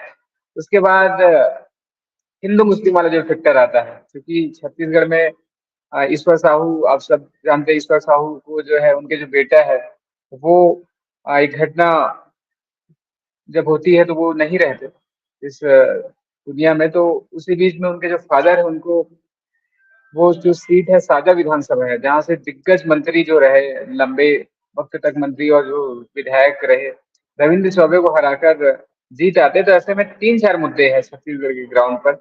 एक तो है पीएससी घोटाला और दूसरा है महादेव जिसपे कांग्रेस जो है बहुत ज्यादा एक्सपोज हुई है। तीसरा कोयला घोटाला जिसपे अभी भी 2 आईएएस जो है वो अभी भी जो है जेल में है, लगातार उस पर बातें हो रही है। और एक जो है वो है हिंदू मुस्लिम वाला फैक्टर। तो 4-5 मुद्दे हैं जिस पर पिछली बार भी कांग्रेस ने जो है हार गई थी इसी के कारण, और इस बार उसी मुद्दे को थोड़ा भुनाया गया है, क्योंकि राम मंदिर बना, राम तेजराम, ये मंदिर के समझना बाद चाहूंगा में कि जो ये जो हसदेव के जंगल का जो इशू रहा है वो थोड़ा सा बताएं, और वो कितना इफेक्ट देखने को, उसका क्या इलेक्शन से रिलेटेड कोई उसका इफेक्ट रहा। पहले बताएं हसदेव जंगल का क्या मुद्दा है और उससे जुड़ा कितना इम्पैक्ट इलेक्टोरल वोटिंग पे पड़ा है। मजेदार बात यह है कि हमेशा से पर्यावरण चुनाव में मुद्दा ही नहीं रहा है। आप जितने बार भी देखेंगे तो कट रहा है। तो ऐसे में जो सरगुजा जो डिवीजन है, सरगुजा डिवीजन में ही हसदेव का जो फॉरेस्ट एरिया आता है जो सेंट्रल इंडिया का सबसे बड़ा वो माना जाता है। तो ऐसे में कुछ प्रतिशत है जो खफा है निश्चित रूप से। लेकिन जो नैरेटिव सेट हुआ है कि चुनाव से ठीक पहले उसकी कटाई रुकी, उसके बाद फिर से वो जारी है, तो ऐसे में थोड़ा सा फैक्टर रहेगा। लेकिन और मजेदार बात ये बताऊं कि सरगुजा ही संभाग में सबसे ज्यादा मतदान हुए हैं। और वहां के जो अभी लोकसभा में जो प्रत्याशी है वो पूर्व में कांग्रेस से विधायक रहे हैं। और जब उनको टिकट नहीं दिया गया तो वो पूरी की पूरी जो है इसमें शामिल हुए बीजेपी में और अभी लोकसभा के प्रत्याशी है। तो मजेदार बात इस पे बहुत इंटरेस्टिंग है, यहाँ पे जो हसदेव वाली बात हो रही है, तो हसदेव सोशल मीडिया पर काफी ज्यादा है। और यदि ग्राउंड रियलिटी की जब हम बात करेंगे तो जो जागरूक है, क्योंकि बहुत सारे लोगों तक वो इन्फॉर्मेशन कैसे पहुंचेगी, तो वो मुझे नहीं लगता कि हसदेव बहुत ज्यादा इफेक्ट करेगा। और करता भी है तो 2-4% वो जो है वोट बैंक पे आएगा, लेकिन सबसे ज्यादा वहां पे मतलब मतदान हुए हैं। और वो जो एरिया है जो वर्तमान में बीजेपी से जो चिंतामणि महाराज वहां से जो लोकसभा के लिए प्रत्याशी हैं, उनके जो पिताजी रहे हैं वो वहाँ संत गहिरा गुरु जी, उनके नाम पे यूनिवर्सिटी भी है, स्टेट यूनिवर्सिटी। ऐसे में काफी प्रभाव देखने के लिए वहां पे मिलता है। तो ऐसे में मुझे लगता है कि सरगुजा में चूंकि अभी 12 जो विधायक है उस संभाग में, वो पूरी की पूरी आपके बीजेपी के खेमे में है। तो ऐसे में हसदेव वाला जो फॉरेस्ट एरिया वहां पे आ रहा है, यदि वो परसेंटेज भी कम करते हैं तो बहुत ज्यादा इस रिजल्ट पर नहीं होने वाला। लेकिन पर्यावरण का मुद्दा होना चाहिए, क्योंकि जिस हिसाब से रायपुर टॉप 10 सिटीज में आ रहा है, छत्तीसगढ़ की कुछ ऐसी सिटी आ रही है, तो ये बहुत ज्यादा वो वाली बात है। जी तेजाम जी, बहुत बहुत धन्यवाद हमसे जुड़ने के लिए।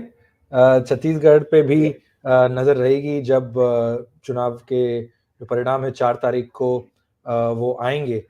Shashank, let's go to the next state. Let's look at what we have with the number. This is the state of Bihar. Again, a very interesting state. 40 seats Bihar sends to the Lok Sabha. This is a state that is Nitish Kumar has sort of been at the forefront of all political activities that have been happening in this state. Paltu Ram, as some people call him, known for his flip-flops. He was with the BJP, then he switched and he partnered with Lalu Yadav's party, which is RJD, and then again he flipped back with the BJP. Currently, he's, like I said, his final status is, as of now, he's contesting with the BJP 40 seats. The BJP is expected to get 13 to 15 seats in Bihar. 1 to 2 for the Congress, 9 to 11 seats for Nitish Kumar's party, and 6 to 7 is for the RJD. Now, like I said, the Tejasvi factor has been something that has been, again, one of the most focal points. Shashank, मैं चाहता हूँ आप इस पर भी आप अपनी टिप्पणी करें। तेजस्वी यादव जो फैक्टर निकल के आया है, जो वीडियो सोशल मीडिया पर आ रहे हैं, जिस तरह की गर्दी और जो भीड़ उनके रैलीज में हमें देखने आ रही है, at the moment it doesn't look like कि ये this will convert into something more substantial that the RJD and the India alliance at large would be expecting. Shashank, 200 से ज्यादा रैली शुभम तेजस्वी यादव ने इस इलेक्शन में किया। और हमको ये भी समझना है कि उनको बैक का इतना मेजर इशू होने के बावजूद उन्होंने लगातार जो तेज तर्रार युवा नेता होता है उस तरीके से 200 से अधिक रैली तेजस्वी यादव ने बिहार में किया। पूरे बिहार में वो हेलीकॉप्टर पे घूमे। हालांकि जैसे जैसे इलेक्शन खत्म होने की ओर बढ़ा तो प्रधानमंत्री ने एक बयान भी दिया अपने भाषण के दौरान। उन्होंने कहा जो हेलीकॉप्टर से घूम रहे हैं वो बहुत जल्द जेल जाने वाले। तो उस पे भी तेजस्वी ने तेज तर्रार उन्होंने जवाब दिया। तो हर चीज को लेके वो एकदम एक्टिव रहे। मुझे लगता है कहीं ना कहीं बिहार के अंदर में ये जो पूरा महागठबंधन जो है उसके अंदर में अगर कोई एक फेस बना है, जो एक फेस लगातार बिहार में अगर कोई चल रहा है, तो वो मुझे लगता है बिना शर्त वो तेजस्वी यादव है। उसमें कोई दो मत नहीं होना चाहिए कि तेजस्वी यादव ने बहुत अच्छी, जब हम लोग डायनेस्टी पॉलिटिक्स की भी बात करते हैं तो मुझे लगता है कि वो सही तरीके से मतलब जो टेक ओवर करने वाली बात है वो मुझे लगता है कि वो तेजस्वी यादव उन नेताओं में से है जिन्होंने बहुत अच्छी तरीके से जो है अपने पिताजी की जो लेगेसी है उसको वो ले जाने में मुझे लगता है कहीं ना कहीं सफल रहे हैं। तो मैं ये चाहूंगा कि एक वीडियो दिखाना चाहूंगा मैं हमारे दर्शकों को, जिसमें उन्होंने जवाब दिया था प्रधानमंत्री के एक बयान का। वो वीडियो मैं दिखाना चाहूंगा। While Shashank gets the video ready for us, if we talk about vote share in Bihar, 21% for the BJP, 10% for the Congress, 19% for the JDU, and 24% for the Rashtriya Janata Dal, which is Lalu Yadav's party. Meanwhile, I would like to thank all our guests, Mr. Furqan, Mr. Singh, everyone who joined us for the broadcast. I know it's been a up and down sort of a broadcast as far as getting everybody together has been concerned. But this is what we have for you at the moment. Bihar vote share, BJP expected to have 21% vote share and 13 to 15 seats out of 40 in this state that is led by Nitish Kumar, who's the chief minister currently. The Congress 1 to 2 seats, 9 to 11 is what Nitish's party is expected to get. Sujit, if I can come to you on this one, Bihar, Maharashtra were among the 2, 3, 4 key states that were looked at as something that will decide the battle for 2024. Who would win eventually, and what would the overall numbers be like? With 40 seats, 13 to 15 for the BJP, the India Alliance expected to not cross double digits. In fact, as per the Axis My India numbers for the state of Bihar, what do you think of these numbers, Sujit? Again, a state now, where now I think let's go back to Karnataka. Let's go back to actually Tamil Nadu or Kerala, and can we go back from all the states one by one, so that we can put a plan together, we can understand it together, and then we'll go with the final numbers, because we've been taking it one by one. So if we can start with, say, Kerala, and we go and go up to Jharkhand as the numbers, then we can talk about the. Okay. So yeah. Yes, this is Kerala. Yes. We're starting from down south. Yes. NDA 2 to 3 seats. This is as per the Axis My India exit poll. 17 to 18 for UDF, 0 to 1 for the LDF, and others 0. Again, the big takeaway here is 2 to 3 seats for the National Democratic Alliance. This is the southern state of Kerala. If you look at vote share, the NDA is expected to get 27% vote share, the UDF a 41% vote share, LDF at 29%. So this was Axis My India with Kerala, 20 seats that it sends to the Lok Sabha. The UDF is expected to almost sweep the state, barring a couple of seats for the National Democratic Alliance here. If we go to Bihar, this is one state where we already looked at 13 to 15 for the BJP out of 40 seats that this state sort of sends to the Lok Sabha. If you look at some of the other polling agencies and their broadcast, C Voter has put out their projection for Kerala. UDF is expected to win 17 to 19 seats, and the NDA 1 to 3. This is the ABP C Voter survey, and this is their estimate out of the 20 seats in the state of Kerala, 17 to 19 for the UDF, 1 to 3 for the NDA. If you look at Telangana, C Voter, ABP, 7 to 9 seats for the Congress, 7 to 9 for the Bharatiya Janata Party. These are the numbers we have at the moment for you. If you look at Karnataka, Axis My India, 28 seats, 20 to 22 for the Bharatiya Janata Party, 3 to 5 for the Congress, and 3 for the party led by H.D. Devagada. We have Maya Sharma joining us from Karnataka. Maya, ma'am, good evening. It's lovely to see you after quite some time, actually. And we have the Karnataka numbers up here. Axis My India, 20 to 22 for the BJP. How do you look at these?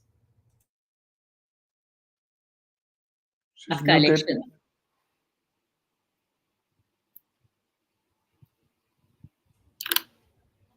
Sorry about that. Always a pleasure to talk about elections and Karnataka elections in particular.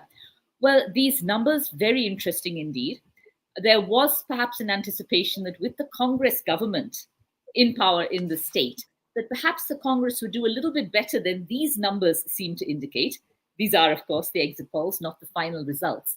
But it was expected that the BJP would not be able to reach that 25 out of 28 seats, that great performance they did last time in 2019.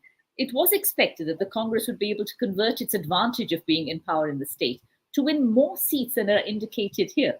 Of course, we'll know on the 4th what the actual figure is, but this does definitely seem to show a trend very much in favor of the BJP-JDS alliance, the 28 seats in Karnataka, with a lion's share really supposedly going to the NDA alliance as of now, as of these exit poll results that we're seeing right now.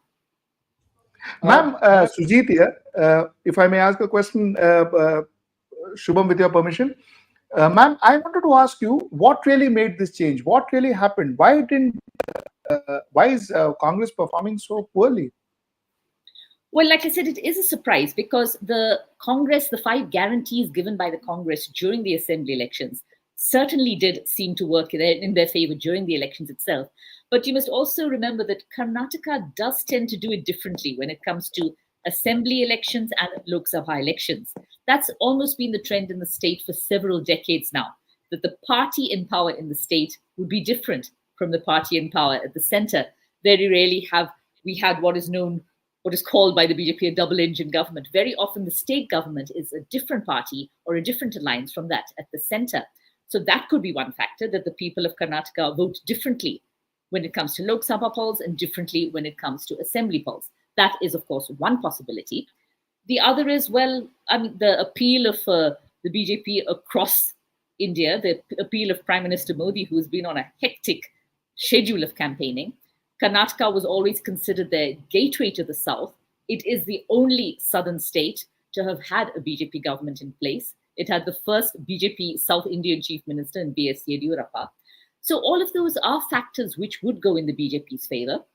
So yes, while being in power in the state does usually give an advantage, especially if assembly polls have been held within, say, a year of the Lok Sabha polls, it's been about that time, a year since the assembly polls, one might have expected a bigger advantage for the Congress, but Karnataka, like I said, tends to do it differently. Would you call this a referendum Would you call this a referendum on the current government, on the current Congress government, the last 1 year of their governance? Well, of course, that's always the question when there is a government in place. And of course, you're going to see if these exit polls do translate to actual results on the 4th. You will, of course, see a huge amount of denial from the Congress saying this is not a referendum on our government, and the BJP equally assuredly saying this is definitely a judgment of the Congress in Karnataka. I think that there is that division in the voters' mind in this state as to who they want to see in the center, who they want to see in the state. And the Congress victory last year in the assembly polls was a really solid, convincing victory. It wasn't neck and neck at any stage. It was absolutely the Congress all the way. And if these numbers are to carry out to the actual counting day, well, this is, a huge victory for the BJP, which is very interesting because there have been many changes made by the BJP in Karnataka. They've changed any number of sitting BJP MPs. Like I said, they did have 25 out of 28 BJP MPs from Karnataka, and of course the support of one independent in Sumalata Ambarish. Despite changing these, or maybe because of changing this, perhaps changing all of the sitting MPs, many sitting MPs, the BJP could have done better. But it could also be other factors as well. The economy, the perception of India abroad, there are many factors coming into play. But I feel that the Congress government in the state would feel extremely disappointed if these exit poll figures are reflected on the day of counting as well. They would have thought they would do better than this. Shubham, please. Yeah, so we have the numbers for C voter. ABP C voter have put out their numbers for Karnataka, 23 to 25 for the NDA.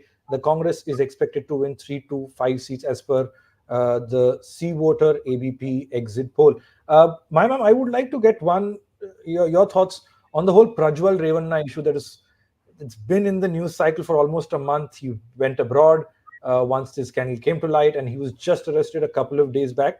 How do you see this entire issue playing out in the larger context as far as the state of Karnataka is concerned? Because the accounts that were coming out of the victims who spoke out, some of the reports that were published, they were horrifying, spine-chilling accounts of what that man has been accused of doing. So how do you look at the entire saga playing out, considering it involves one of the most popular families that the state of Karnataka has seen? Horrifying is absolutely the right word to describe the allegations made against the Hassan MP Prajwal Revanna. And the focus, of course, must be on making sure the women survivors, if the allegations are proved to be correct, that the women survivors are given the support they need, and that the trial is conducted fairly, and that there is protection given to women who have come forward as witnesses. That is the priority. But there is no denying the political fallout also. Interestingly, of course, the allegations became widely known. Although these pen drives were allegedly surfacing elsewhere. And although it seems as if many people did in fact know what was going on, it actually became widely public just after the voting finished in Hassan district. In the southern part of the state, the voting had finished by the time this came out. Voting was on April the 27th, and it was on the 27th night that Prajwal, in fact, left to Germany. So it would not have had an impact on the voting itself. The northern part of Karnataka did vote later on in May. And of course, whether the allegations would have had much of an impact there, that is not quite clear, because the Janata Dal Secular, the party to which Prajwal Revana belongs, his father, his grandfather, the Janata Dal Secular, they are strong in the south, but they were never really big players in the north of the state. And it was the north of the state that was voting later on. But it was definitely used, the terrible allegations were definitely used by the Congress to attack the BJP as well. Because, of course, Prime Minister Modi had come and attended rallies and, in fact, had supported Prajwal Revana and said, vote for this man. And there are also allegations, it is also being saying that the leadership of all the parties knew about these terrible allegations, that the BJP leadership had been told that these pen drives were in circulation, that these charges were being made, that these terrible sex crimes had actually happened. So it's not as if the parties can all claim innocence. I'm talking about the Congress as well as the BJP and the JDS. So Congress did use this to attack the Prime Minister and the BJP, saying that you knew about this, you had an inclination about this, and yet you not only supported this candidate, gave him the ticket, but you also campaigned for him actively. So it may have definitely have an impact going ahead on the Janata Dal Secular itself, because it's very much a family party. The grandfather, Deve Gowda, former Prime Minister, his sons, their children, their wives, it's a very much a family-run party. So one is not sure whether the JDS itself can recover from this. But in terms of voting, the voting was done by the time this scandal really came out into the public eye. The allegations of this assault really came out. So in terms of results, it may not have had much of an impact when it comes to Karnataka. How do you see the BJP-JDS partnership playing out? Because for the JDS, there's a lot at stake, given the assembly election results, where they did not perform as well as they would have expected to. What does it really mean for the NDA at large, having Deve Gowda's party with them, and for a regional party in JDS that's sort of almost struggling for survival as far as their electoral career is concerned, the number of seats they are winning, dwindling election after election? How do you see this overall partnership playing out? Well, of course, the Janata Dal Secular did tie up with the BJP in a bid to stay relevant. Its vote share dropped in the last election to just 10% from 20%. It won only one seat, the Hassan seat of Prajwal Revana. But then again, the Congress also only won one seat last time round. So, of that of Bengaluru Rural. So, it's a bid by the JDS to stay relevant by hitching its wagon to what it thinks is the victor, the BJP. They think that if they tie up with the BJP, they will have a future. They can continue to exist because they are very much a regional party and they've not been doing great even in their home state of Karnataka. So they chose to tie up with the BJP in a bid to stay relevant and at the national level to have a say, to be part of the ruling coalition if the NDA does in fact come back to power for a third straight term. For the BJP, they also reckon that in the south of Karnataka, the old Mysuru region, that is really where they needed to make some inroads. It's an area dominated by the Congress and the JDS. And they hope that by tying up with JDS, their combined forces could perhaps give them a bit of an edge in this area, at least an entry in this area, because they have not done well electorally in this part of the state in the past. And since they were looking to Karnataka to boost their presence in the south of the country, it was a mutually advantageous decision. Of course, it did alienate people, not just Janata Dal Secular voters who did not appreciate the tie with the BJP. It also caused some internal dissent as well.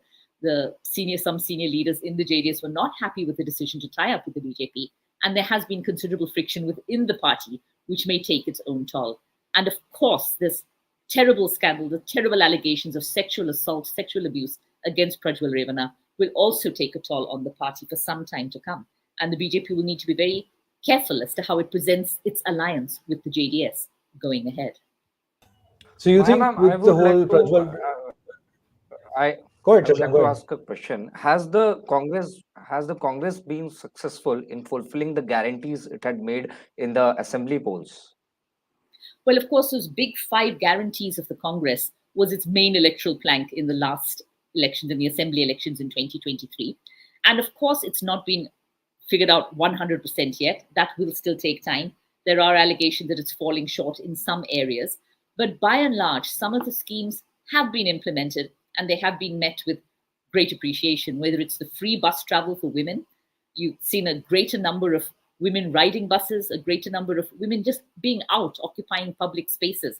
And I think that is a thing which the women of Karnataka have been appreciating, whether it's free units of electricity. These are all kind of things which actually help the common person, a certain amount of money to an unemployed graduate or diploma holder, money, cash being given to the woman head of the family. These are all very basic things which are helping the poorest sections of society, and they have been received well. But again, the people of Karnataka may be thinking these will continue. The state government, the Congress numbers in Karnataka do seem to be pretty rock solid. So the state government will be there, the 5 guarantees will continue. So it doesn't really affect those guarantees if they choose more BJP MPs, if they go towards the BJP when it comes to the Lok Sabha. But while, of course, it's not been 100% implementation, I think the Congress government has made progress on the implementation of their 5 promises. So essentially, you're saying the voting pattern is very clear now. People of Karnataka vote one way when it comes to electing their state government, picking their chief minister, and the other way when it comes to picking their prime minister. Interesting observation there. Ma'am, you spoke about the whole Prajwal Revanna scandal and how the BJP will need to be more careful going forward. Now that Prajwal Revanna is back, he's been taken into police custody for at least 6 days now. The sheer fact that all political parties were involved in this, they knew about it. And the reason why I'm coming back to it, of course, we spoke about the exit poll numbers, but the reason why I'm coming back to the whole Prajwal Revanna issue is because of the sheer scale, the accounts, and the fact that deep down all politicians across parties knew about it. What does it is it almost like a new low for the state of Karnataka when you look at the political history that this state has seen over the years? It's a tragedy. It's a tragedy the way this whole terrible case has been dealt with from the start. With hundreds of pen drives reportedly around, so many people seem to know about it. We had a BJP leader saying that he'd written to the higher ups of the BJP saying that this is happening. Make sure you don't give a ticket to Prajwal Revanna. The Congress will use this to embarrass us. All talking along the political lines, not talking about the trauma that these women allegedly faced, not talking about the way their lives have been blighted, not talking about that at all, but talking about the potential political fallout and why, if this person did know about this, about the presence of these pen drives which reportedly show violence, abuse, rape, isn't it the responsibility of the person to go to the police, not merely to write to political seniors, to political bosses, but to go to the police? Nobody seemed to go to the police with these charges. It was all about how can we embarrass another party when it comes to these tapes? How can we use this? Let's keep it quiet because it'll have a political fallout. I mean, the cynicism, the coldness of that, it could very well be a new low because, like you said, the scale of the allegations against Prajwal Revanna, they're absolutely horrifying. The abuse, the sexual assault of one woman is terrible enough, but this case seems to include far more than that. It seems to run into dozens, and it's just a terrible thing that it was cynically viewed as a political opportunity or a political embarrassment, and not the focus on the women whose lives have been so sadly affected if these allegations are indeed proved. Well said, ma'am. I think what you said is absolutely correct, and it is so. It's actually sad when you see this and the way it was handled and the way it was politicized. Anyway, I think we've got Maharashtra figures. Yes. Yeah. Let's just go to before we get to the Maharashtra figures. I would just like to thank Maya ma'am for taking out time, joining us. Always a pleasure speaking with you, Maya ma'am. Thank you so much for joining. An absolute pleasure. Thank you for having me.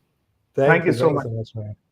Okay, here are the big numbers for the state of Maharashtra. Sujit, Shashank, I think this is one state that all of us in the newsroom were keenly looking forward. This is C voter Maharashtra, 48 seats. Nothing to really separate the two sides, 22 to 26 for the NDA and 23 to 25 for the Mahavikas Aghadi or the India Alliance. Sujit, before we go to Shashank, I would first like to get your comments on these initial numbers that you see of Maharashtra. I was looking at, I was actually hoping for much better. I was hoping for 30 for India, but this seems to be a fairly close to reality. That reality is something else, close to reality. But yes, Uddhav Thackeray has done well for and the sympathy that he got because of the split has worked for him. Now the breakup we'll come to know later on, but as on now, I think these figures look quite encouraging for the India alliance, and let us see where it goes from here. But these figures look very encouraging, and this was expected figures. Most of us in Maharashtra expected these figures, and that's where it stands at the moment.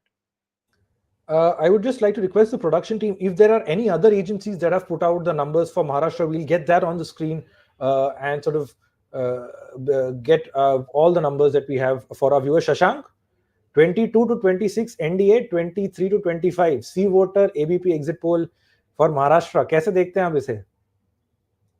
Quite Shubham, quite similar to what we had predicted in Shivaji Park. So starting with that, but I too believe. Yes, that's something that he is going to say that because he predicted 24. Oh my God, we forgot. Shubham, hello. Absolutely. Give him the credit. Please give him the credit. Yes, yes. Yeah. So, but as Sujit rightly said, I think that the number might definitely go up for Mahavikas Aghadi. मुझे लगता है कि 30 के करीब एक number होगा महाविकास आघाड़ी का, और मुझे लगता है कि एनडीए में भी जो अधिकतम एकनाथ शिंदे और एनसीपी के जो गुट है जो उनके साथ है, अब उनके लिए मुझे लगता है कहीं ना कहीं मुश्किलें बहुत ज्यादा बढ़ने वाली है, क्योंकि अगर भारतीय जनता पार्टी को ये लगता है कि जो हमारा अलायंस पार्टनर है वो उतना नहीं दे पा रहा है जितना उसको देना चाहिए, तो डेफिनेटली मुझे लगता है कि क्योंकि महाराष्ट्र इस साल असेंबली विधानसभा के लिए भी जाने वाला है, तो मुझे लगता है कि कहीं ना कहीं अब शिंदे और अजीत पवार के लिए कहीं ना कहीं मुश्किलें आती हुई इस जगह पर नजर आ रही है. मैं सुजीत से भी ये जानना चाहूंगा कि कितना आप देखते हैं, क्योंकि अब नेक्स्ट प्लान इनको करना है, क्योंकि स्टेट में तो हमने जब भारतीय जनता पार्टी के काफी नेताओं से भी बात किया तो वो ये कहते थे कि लोकसभा में तो मोदी के नाम पे हमको वोट मिल रहा है, मोदी के नाम पे आप किसी को भी खड़ा कर दो तो जीत के आ जाएंगे, एक विजन है, एक है, बट विधानसभा में हमारे लिए मुश्किलें होने वाली है. तो अब क्या आत्मचिंतन, किस तरीके की सोच भारतीय जनता पार्टी को रखनी चाहिए, ये मैं सुजीत से समझना चाहूंगा. See, actually, Shashank, what is like this? ऐसा है कि इस बार महाराष्ट्र ने महाविकास आघाड़ी को वोट दिया, महाराष्ट्र ने उद्धव ठाकरे को वोट दिया. ये बड़ा क्लियर है. महाराष्ट्र ने उद्धव ठाकरे को वोट दिया, और जो मोदी वेव था वो महाराष्ट्र, जो हमने भी देखा कि वो वेव महाराष्ट्र में बिल्कुल दिख नहीं रहा था. सो उसका रिजल्ट है. मैं एक्चुअली ये सजेस्ट करूंगा कि अगर we can go fast, we can go move ahead and go to all the states. Yes. And then we come back and do the analysis. I think that will be interesting. Let's go through all the states as okay. Okay. In fact, even Daniel Lata has put a comment. He's saying, please give exit poll for all the states. Mr. Daniel, we're trying to get you as many numbers as possible. Like I said, 3 agencies working with varying speeds and putting out the numbers as and when possible. This is Rajasthan, C voter ABP exit poll. Out of the 25 seats, it's between 21 to 23 for the BJP and 2 to 4 seats for the India Alliance. Now, this is one of the states, especially in what we call the Hindi heartland, that is seeing a direct contest between the BJP and the Congress. Now, the interesting stat to note here is that in 2019, in the seats where the BJP and Congress contested head-to-head, where they had a direct battle, 92% strike rate was something that the BJP had, which means if there were 100 seats where the Congress and the Bharatiya Janata Party fought head-to-head, 92 of them were won by the BJP. So that is the baseline that we're talking about, especially in states that send a large number of MPs to the Lok Sabha, Rajasthan being one of the 25 seats. Of course, in the overall context, it does matter. Every seat counts, especially if the national numbers paint a very close picture. Especially in those cases, every seat counts. So C voter ABP says 21 to 23 for the BJP, 2 to 4 for the India alliance. Madhya Pradesh, another state in the Hindi heartland, 26 to 28 out of the 29 seats for the BJP, almost a sweep. Remember, Rajasthan and Madhya Pradesh, both states, the BJP had almost maxed out, winning 95, 96, 97% of the seats, if not 100. This was a state rather, where the Congress could manage to just win one seat. That was the seat, if I'm not wrong, of Chhindwara, which is Kamal Nath's son. He ended up winning that one seat in Madhya Pradesh. And now C-voter AVP is saying 26 to 28 seats for the BJP. The India Alliance, which is essentially the Congress party in Madhya Pradesh, just 1 to 2 seats. Next up, Karnataka is something that we've already discussed. And let's get some other states that we have lined up for you. Chanakya, Uttarakhand, 5 seats. All 5 are expected to go to the Bharatiya Janata Party. Congress, best case scenario, seems to be just 1 seat when you speak of Uttarakhand. And if we go at other sort of states that are coming up at the moment, we have Gujarat is the next state. Axis My India, Gujarat, 25 to 26. Again, no real surprises there. This is a home state of Prime Minister Narendra Modi, where he is expected, where the party rather was expected to sweep the state like they have been doing election after election. 26 in the 26 Lok Sabha seats. If you look at vote share, 63% vote share the BJP is expected to get in Gujarat, 30% for the Congress, 3% for the Aam Aadmi Party, which is trying to make inroads in this state. Rajasthan, Axis My India is saying 16 to 19 out of 25 for the Bharatiya Janata Party, 5 to 7 seats for the Congress, and 1 to 2 are the others. We just showed you the C-voter numbers, C-voter AVP exit poll numbers of Rajasthan just a couple of minutes ago. These are Axis My India, India Today exit poll numbers that say 16 to 19. I just want to interrupt you for a second here.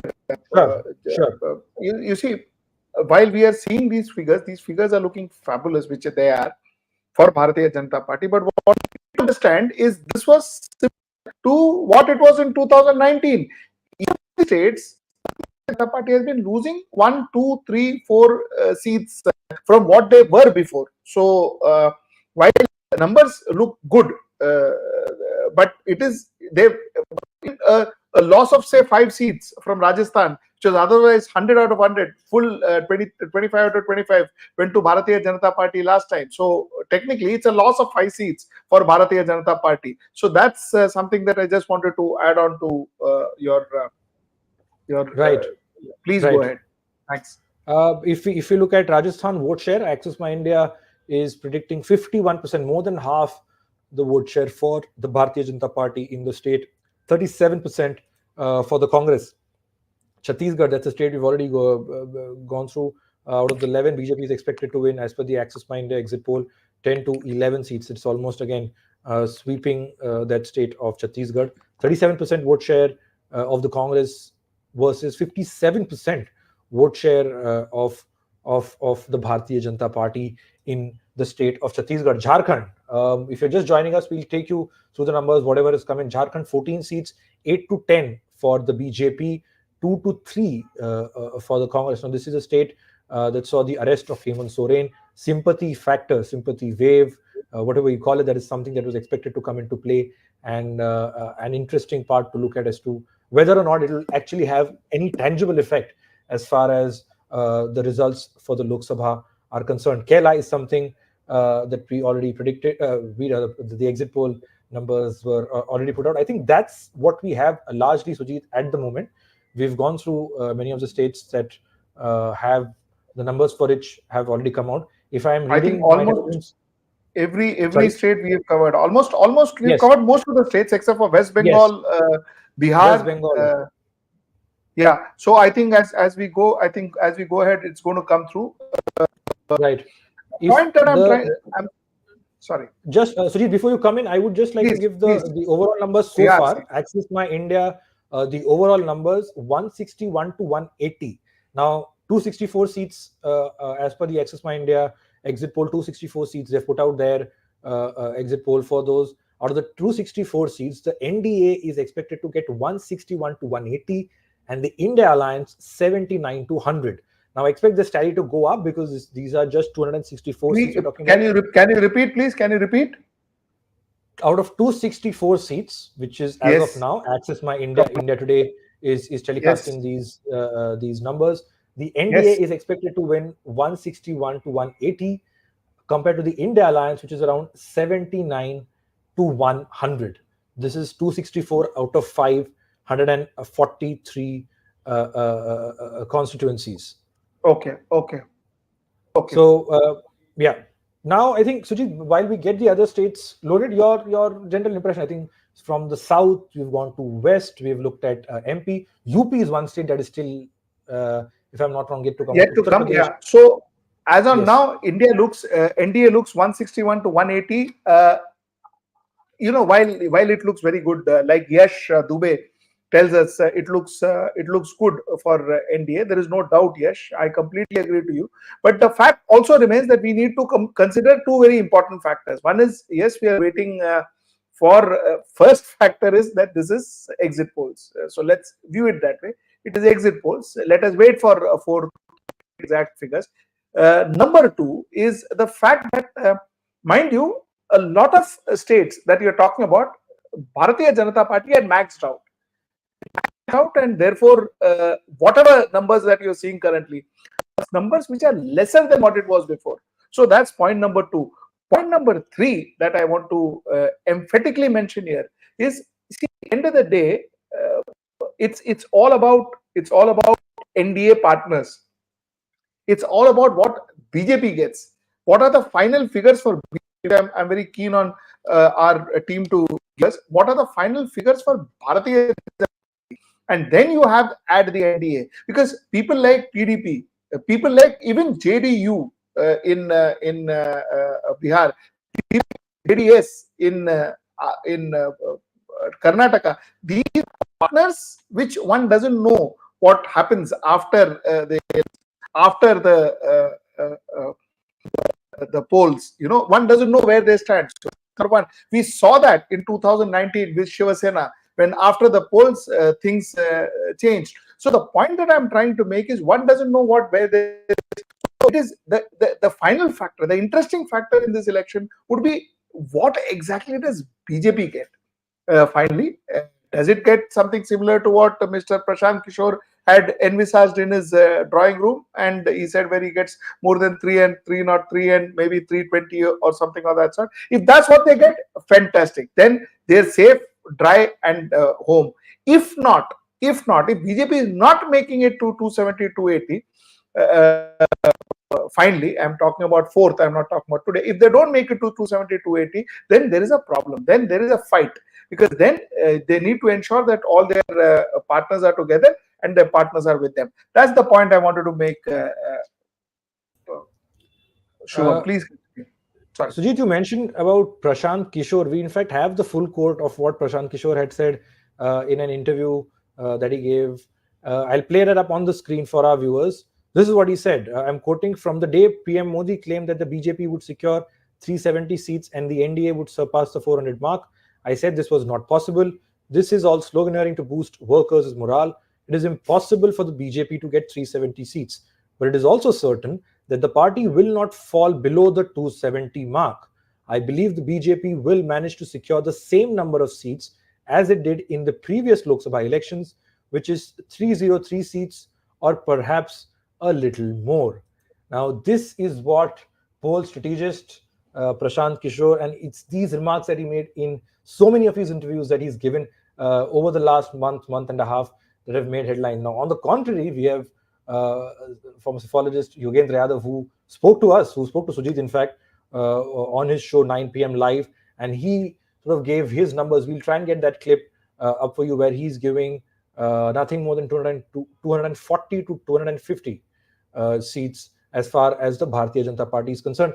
Sujit, while we get the clip up, I just want your thoughts to sort of understand, and Shashank, even you can pitch in on this. When you look at the map of India, when you look at the political map of India, when you look at the BJP, when you look at its allies, be it Maharashtra, be it some other states, how much of a reliance is the Bharatiya Janata Party having on its allies? Are they confident of getting most of the seats on their own, or there is a large amount of reliance on their alliance partners to ensure that their overall tally still goes up in excess of 300, something that even Prashant Kishore said 300 for the BJP and of course subsequently for the NDA. So how much of is this for the BJP, the alliance factor, and how much is it for the Congress? Because mind you, the Congress is fighting far less number of seats than than what they contested last time. So Sujit, Shashank, how do you both of you look at this? Shashank. Shashank, can you hear us? जी जी सुजीत जी देखिए what I see over here is that definitely the whole campaign has been about Modi. For probably for the first time a party released a manifesto with Modi ki guarantee and not BJP ki guarantee. So I think that sums it all, that the whole election for the Bharatiya Janata Party as well as its allies has been about Prime Minister Narendra Modi. If you see a banner of BJP or a banner of any other allies, so it does not make any much difference. So this entire election has been about Prime Minister Modi. Now, I would like to understand from Sujit that is the Modi magic still there, and till what extent, like in 2014 to 2024, what has changed in the Modi magic? What you say, has it diminished or it is still there? I would like to understand that from Sujit. See, I'll tell you something. If this election has been fought in the name of Modi. There is no doubt about it. It was Modi's guarantee. It was Modi's everything. In fact, the manifesto was 35 photographs of Modi. So this is purely Modi's game as far as BJP is concerned. In fact, there is no BJP. It is only Modi. And like I said before, and I continue to say now, the election was for Modi or against Modi. Are people going to reward Modi for whatever he did or punish Modi for whatever he didn't do? This is what the story is. This is what the story is looking as. So we were very clear right from the day one. We were also very clear that there is an edge for Bharatiya Janata Party. I think every editorial, every session, we made this very clear. Of course, we didn't have a room where we could sit and predict the numbers. But that where we couldn't, and so fine. That's what Mr. Prashant Kishore is predicting is coming through, and that is what I said in the beginning of this show, our show. We said that, listen, it will be 300 plus. That is bound to happen. That's the way it is. It's coming through. Now, all that said and done, let me assure you that if Mr. Modi does more than 303, there is a Modi wave, and there is no question that there is a Modi wave or whatever you call it, Modi effect or whatever. But if he doesn't do more than 303, he comes down at the more, and we'll talk about it on the 4th, not today. If we realize that they have not done for 303, he has not done 303, but somewhere down the line his popularity has come down. It is very simple. It is very simple because end of the day, if you are as popular or more popular, then you will get more number of seats. Not that popular and your popularity has come down, your number of seats. Again, I tell you, I am not going to talk about this today. I will talk to you this on 4th, and we will decide, we'll discuss, and we will figure out whether Modi's popularity is remaining the way where it is, or is that it has come down. See, on ground, let me tell you, what we've seen is we have not seen. That is for a fact. Okay, though we always reserved our comments, we didn't want to predict anything. We always said that, but I tell you now, since everything is now in this thing, I have not seen that wave. There's no major wave and all that one saw on ground. But the fact remains that somewhere down the line, if the figures are looking good, and that's good. I mean, the chances are, by the looks of it, BJP will cross the 280, 290, 300 mark, or maybe more than 300 mark by itself, and without a help of NDA. So good. So that means Modi is worked. If it's anything about, we have the numbers for Delhi coming in. Delhi, 7 seats of the national capital, 6 plus minus 1 for the Bharatiya Janata Party. This is a state that they single-handedly swept. I mean, 7 seats were up for grabs. The BJP won all 7. The India Alliance won is what Chanakya News 24 exit poll is predicting. If we look at Access My India, which is sort of loading on the screen for you, 6 to 7 again predicting a sweep for the BJP largely, like last time 2019, and 1 for the India Alliance. Now, the national capital is one place where we are seeing the India Alliance partners, the Aam Aadmi Party led by Arvind Kejriwal, and the Congress Party fighting together. 4 is what the AAP will be fighting. 3 is what the Congress is contesting. Interestingly, if you go to neighboring Punjab, there is no India Alliance. The AAP and Congress are sort of contesting separately, playing their own battles. But in Delhi, if we go by the exit polls that are coming in right now, 6 to 7 seats for the NDA, 1 for the India Alliance. A lot of star candidates involved in the national capital, one of them being Kanhaiya Kumar. He is fighting from Northeast Delhi on a Congress ticket. Kanhaiya Kumar had in fact made his Lok Sabha electoral debut last time in 2019, where he lost in his home state of Bihar. He lost in Begusarai to Union Minister Giriraj Singh. And this time around, soon after his loss, he switched to the Congress.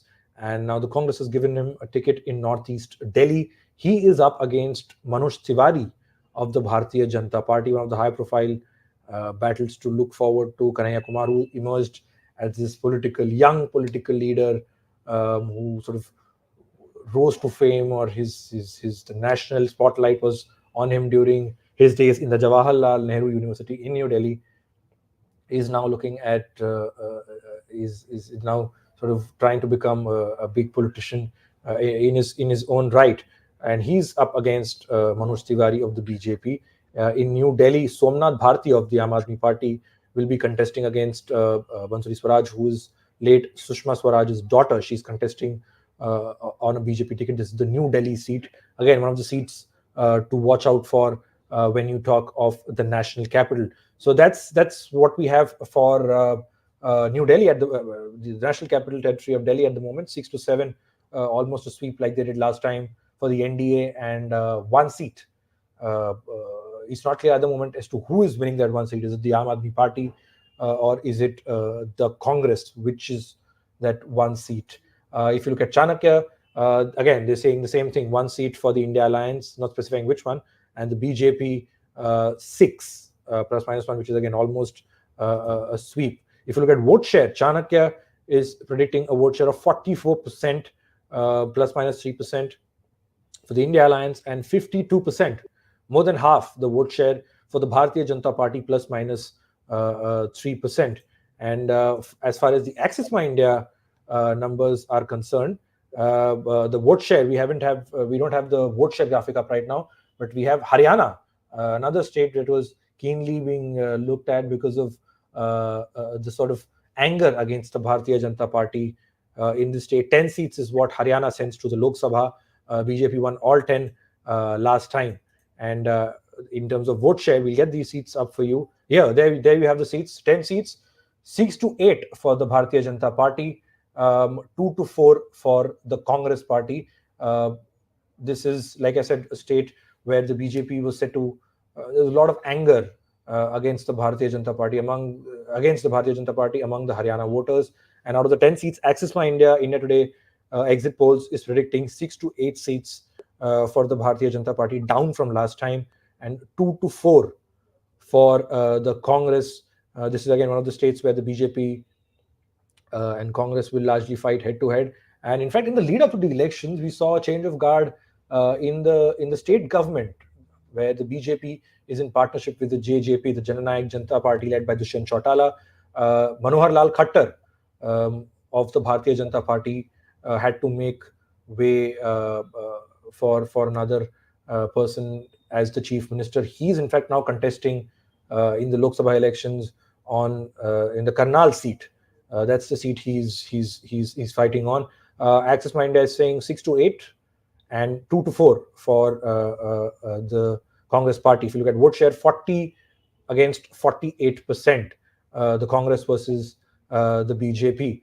Delhi is something that we've already taken the viewers through. Goa, 2 seats, 1 each, 1 for the Congress, 1 for the Bharatiya Janata Party.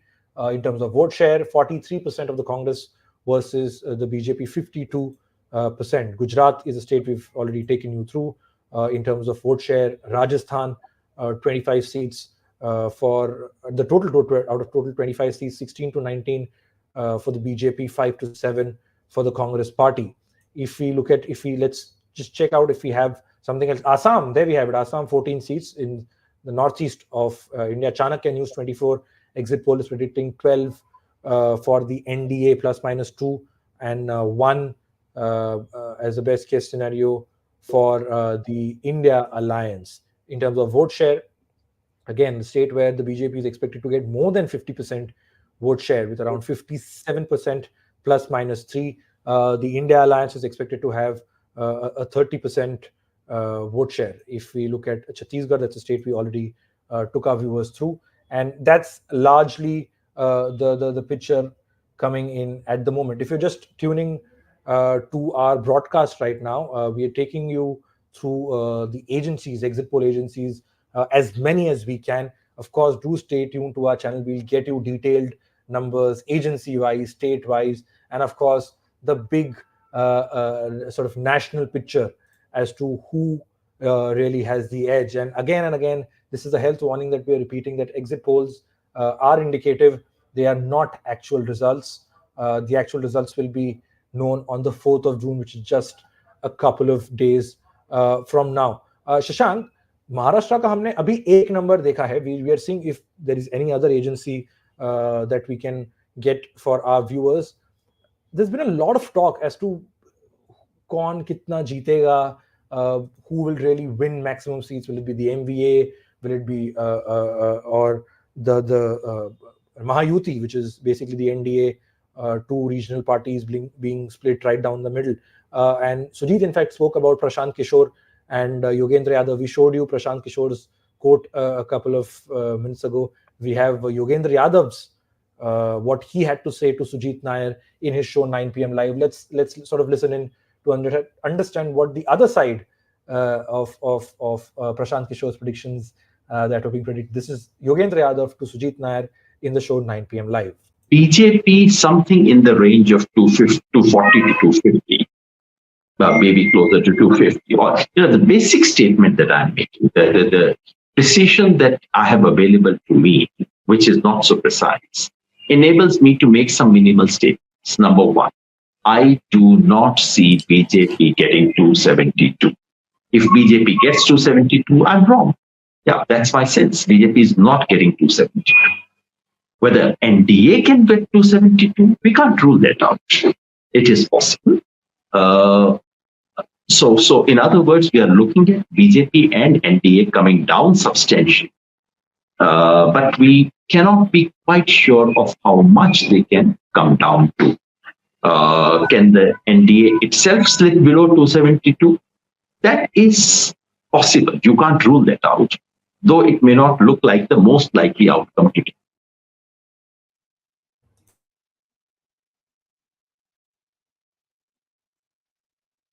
I'm sorry, I was on mute. I was saying that was Yogendra Yadav with his projection, the overall picture that we have. We have Shivaji Mamankar joining us, the journalist. He's joining us from Buldhana in Maharashtra. We'll see if his video can be sorted out. Mamankar ji, अगर आप मुझे सुन पा रहे हैं, महाराष्ट्र के जो अभी numbers आए हैं, एक एजेंसी ने नंबर डाले हैं अभी तक, और okay, I think we've lost Shivaji Mamankar. Shashank, you can take that up. एक ही एजेंसी आई है, दो parties. Shubham, even Times now has said 26 for Mahayuti and 24 for Mahavikas Aghadi, which is again around 50-50. If we look at TV9, it has given MVA, the Maharashtra Vikas Aghadi, an upper hand with 25 for MVA and 22 for Mahayuti and 1-2 others. And only if we speak about News 24, that is probably the only exit poll that has a stark difference in both MVA and Mahayuti, where Mahayuti has been given 33 and MVA has been given 15. So mostly maximum of surveys have given Mahavikas Aghadi an edge or a 50-50 projection. Right. We have Shivaji Mamankar back with us. Mamankar जी, उम्मीद है आप मेरी आवाज आप तक आ रही है. नमस्कार. महाराष्ट्र के कुछ एग्जिट पोल नंबर्स आए हैं. कांटे की टक्कर लग रही है, ना महायुति ना महाविकास आघाड़ी, कोई एक वन वे फाइट नहीं लग रही, कैसे देखते हैं आप इन्हें? सर महाराष्ट्र में देखा जाए तो पिछली बार जो राजकारण होता, ये फुटाफुटी का राजकारण जो हुआ था, उसमें जो शिंदे गठ है, बराबर है, तो उसके कारण बहुत ज्यादा नाराजी हो गई है महाराष्ट्र में, और उद्धव ठाकरे जो है उनको बहुत ज्यादा यहाँ पे सिंपति मिल रही है। अपन ये इलेक्शन में देखा जाए तो रात के 8 बजे तक यहाँ पे वोटिंग चला है, और देखा जाए तो जो मुस्लिम वोट है वो ज्यादा से ज्यादा महाविकास आघाड़ी की तरफ यहाँ पे गए करके, यहाँ पे जो अभी उद्धव ठाकरे उनको ज्यादा सिंपति यहाँ पे मिल रही। और देखा जाए तो महाराष्ट्र में भाजपा जो है मतलब मोदी जो पैटर्न है यहाँ पे अभी चला नहीं है sir.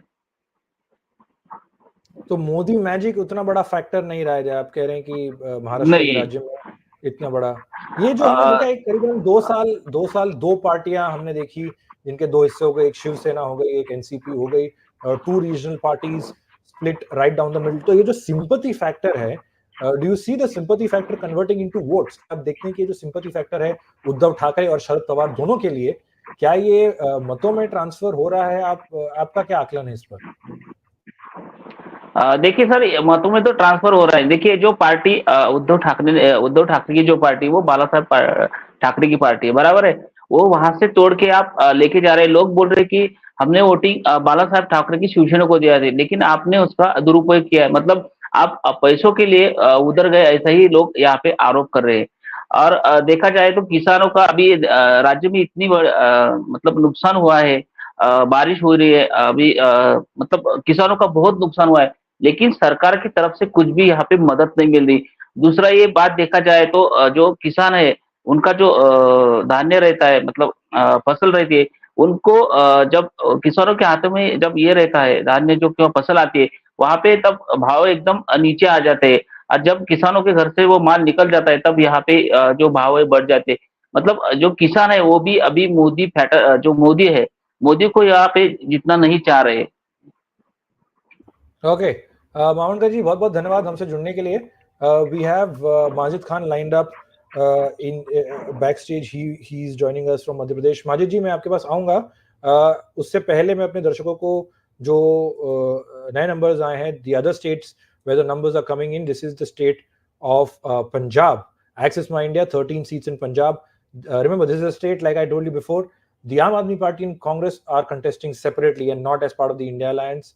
And on the contrary, in Delhi, both of them are fighting together. If you look at Access My India numbers, 13 seats, 7 to 9 for the Congress, 0 to 2 for the Aam Aadmi Party, 2 to 4 for the Bharatiya Janata Party, 2 to 3 for the Akali Dal, which is again not officially an ally. They were an ally of the BJP, then they walked out of the alliance following the uproar over farm bills, and now they're contesting, and they're expected to win as per the Access My India exit poll 2 to 3 seats. If you look at vote share, 18% vote share of the Aam Aadmi Party has been projected as per Access My India in today. 31% vote share for Congress, 26% for the BJP, and 20% for the Akali Dal. This was Access My India, India Today, projecting for the state of Punjab. We also have C voter for Punjab, 13 seats. BJP is expected to win 1 to 3. Remember, this is a state where the Bharatiya Janata Party traditionally has never been able to make a mark. Like certain states in South India, Punjab too has been a state where the BJP hasn't been able to make quite the inroads that they were hoping they would be able to make. But as per the C voter ABP exit poll, 1 to 3 seats for the Bharatiya Janata Party is what is being predicted. The Aam Aadmi Party is expected to win 3 to 5 seats. The Congress expected to win 6 to 8 seats, and the Shiromani Akali Dal 0. This is as per C voter AVP. Jharkhand C voter numbers have come in. The NDA with 11 to 13 seats. This is the state of Hemant Soren, who is now the former chief minister and is behind bars now. We are taking you, for our viewers, we are taking you through the states as and when we are able to get the numbers out. Remember, like I said, we are looking at the exit poll agencies and the figures that they are putting out. We don't want to get any of those figures wrong, even by a decimal point. So we are double checking our own figures and tallying them with what the exit poll agencies are saying, and then officially putting out the graphics for our viewers to have a look at it. So that's why there may be some delay here and there, some technical snag here and there, mute, unmute, graphic not visible. So please bear with us on that front. Let's go back to see voter Jharkhand ABP. This is what they are predicting: 11 to 13 for NDA, 1 to 3. This is the Jharkhand Mukti Morcha and the and the Congress Party rather.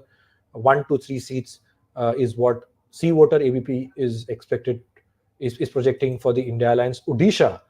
This is the state of led by Chief Minister Naveen Patnaik, where there were talks of the BJP and the Biju Janata Dal coming together, but almost at the 11th hour, the alliance talks sort of fell flat. The alliance wouldn't took place.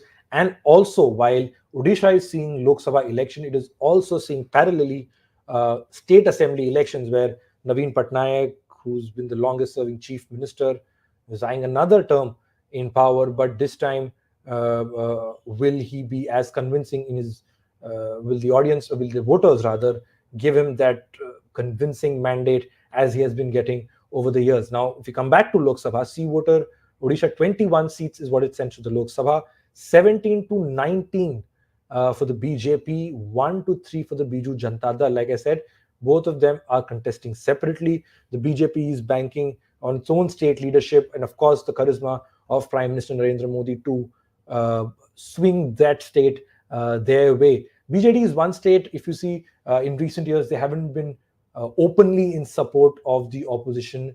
They are known to say, come at the rescue of the BJP, especially when the numbers, say in the Rajya Sabha, are a bit dilly-dally. They're expected to be there when it comes to that. But officially, on paper, if you look at the Biju Janata Dal led by Naveen Patnaik, they weren't part of either bloc. But when push came to shove, they have been seen to be sided with the Bharatiya Janata Party.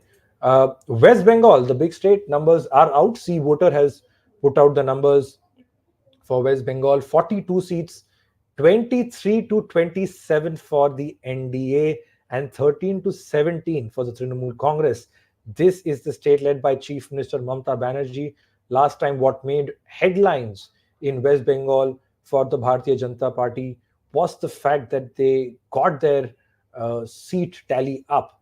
Now, if one is to go and almost giving a tough fight to the Trinamool Congress, which is the regional party, and the BJP was never in the picture as far as Bengal was concerned until very recently. For the longest time, West Bengal was the bastion of the left.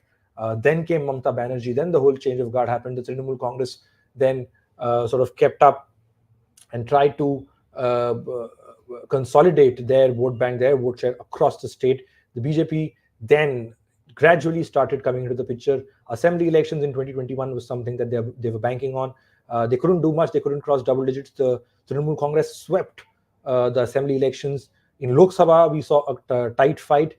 And now we are seeing that, as per the C voter ABP News exit poll survey, NDA, which is essentially the BJP, will overtake the Trinamool Congress with 23 to 27 seats. Remember, 42 are the total number of seats, so 21, 22 is sort of the halfway mark. The BJP is not only expected to reach that, but cross that, and the TMC will see a downfall in their seats. They're expected to be reduced, as per C voter ABP exit poll, 13 to 17 for the Trinamool 13 to 17 for the Trinamool Congress led by Mamata Banerjee in West Bengal.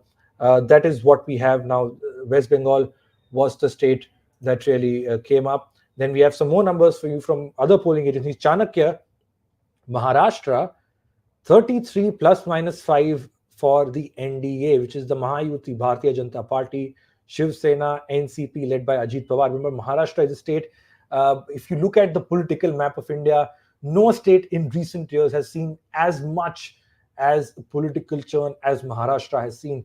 Two regional parties split right down the middle. We have been talking about it here on HW News to sort of understand what the pulse of the people is, what the people are thinking.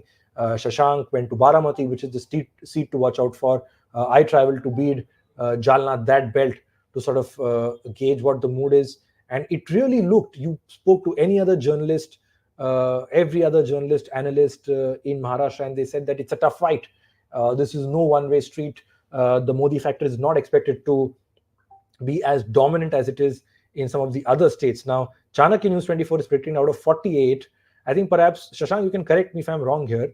So far, Chanakya is the only one that is giving 30 plus, that is as convincing a margin for the NDA, for the Mahayuti, compared to the Mahavikas Aghadi. The NDA is projected to win 33 seats plus minus 5 and 15 plus minus 5 for the India Alliance. If you look at vote share, Chanakya News 24, Maharashtra, 41% vote share plus minus 3% is what the India Alliance is expected to get. NDA is expected to get 43% plus minus 3 vote share, 16% for others. And that's pretty much what we have for you at the moment. Delhi is something that we've already taken you through.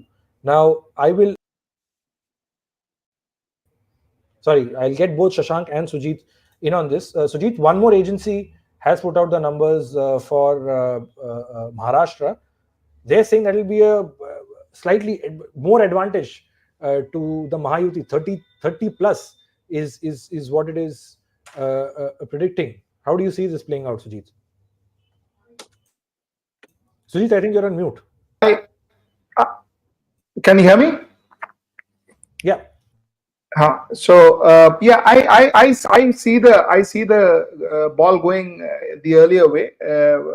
What Axis had predicted, I don't see this happening. India will do. I think India Alliance should do better than 15. This is what my personal opinion is. But let us see. Let us wait and watch for India. I think would do better in Maharashtra. Whatever we've all seen on ground, I think India should do better in Maharashtra. I will go with Mr. Shashank's prediction, where he had predicted 24-25 for India Alliance. That is Mahavikas Aghadi in India, and I think that is the way it is going to go. Shashank, before we go to some of the other states, a quick comment. You travel to the constituency that is expected to be the biggest or the most watched constituency to talk about. That is Baramati, which will see a direct Pawar versus Pawar battle. Supriya Sule squaring off against Sunitra Pawar. Your quick comment, Shashank, before we go on to the other states on Maharashtra, because you traveled to Baramati, you spoke to a lot of voters there. How do you see this picture playing out? So what I understood on ground in Baramati is maximum people in that particular constituency consider the Pawar family as if I had to sum it in one line, then it is like there is nothing beyond Pawar in Baramati. So everybody over there believes that whatever stance Ajit Pawar has taken with the blessings of Mr. Sharad Pawar, and definitely Ajit Pawar has that support in Baramati. But definitely Sharad Pawar is the founding father, and definitely he public has that support for him, and we will definitely see what I feel at the moment is that we'll definitely Supriya Sule retain her seat. That is what I feel. Although Ajit Pawar in the Maharashtra Assembly, they say that when it is assembly time, we will give it to Dada. But when it is the Lok Sabha, definitely Tai is what we are looking at. That is Supriya Sule. Right. We have some other numbers coming for you. Axis My India, Uttarakhand, 5 seats. All 5 in the BJP's kitty is what Axis My India is predicting.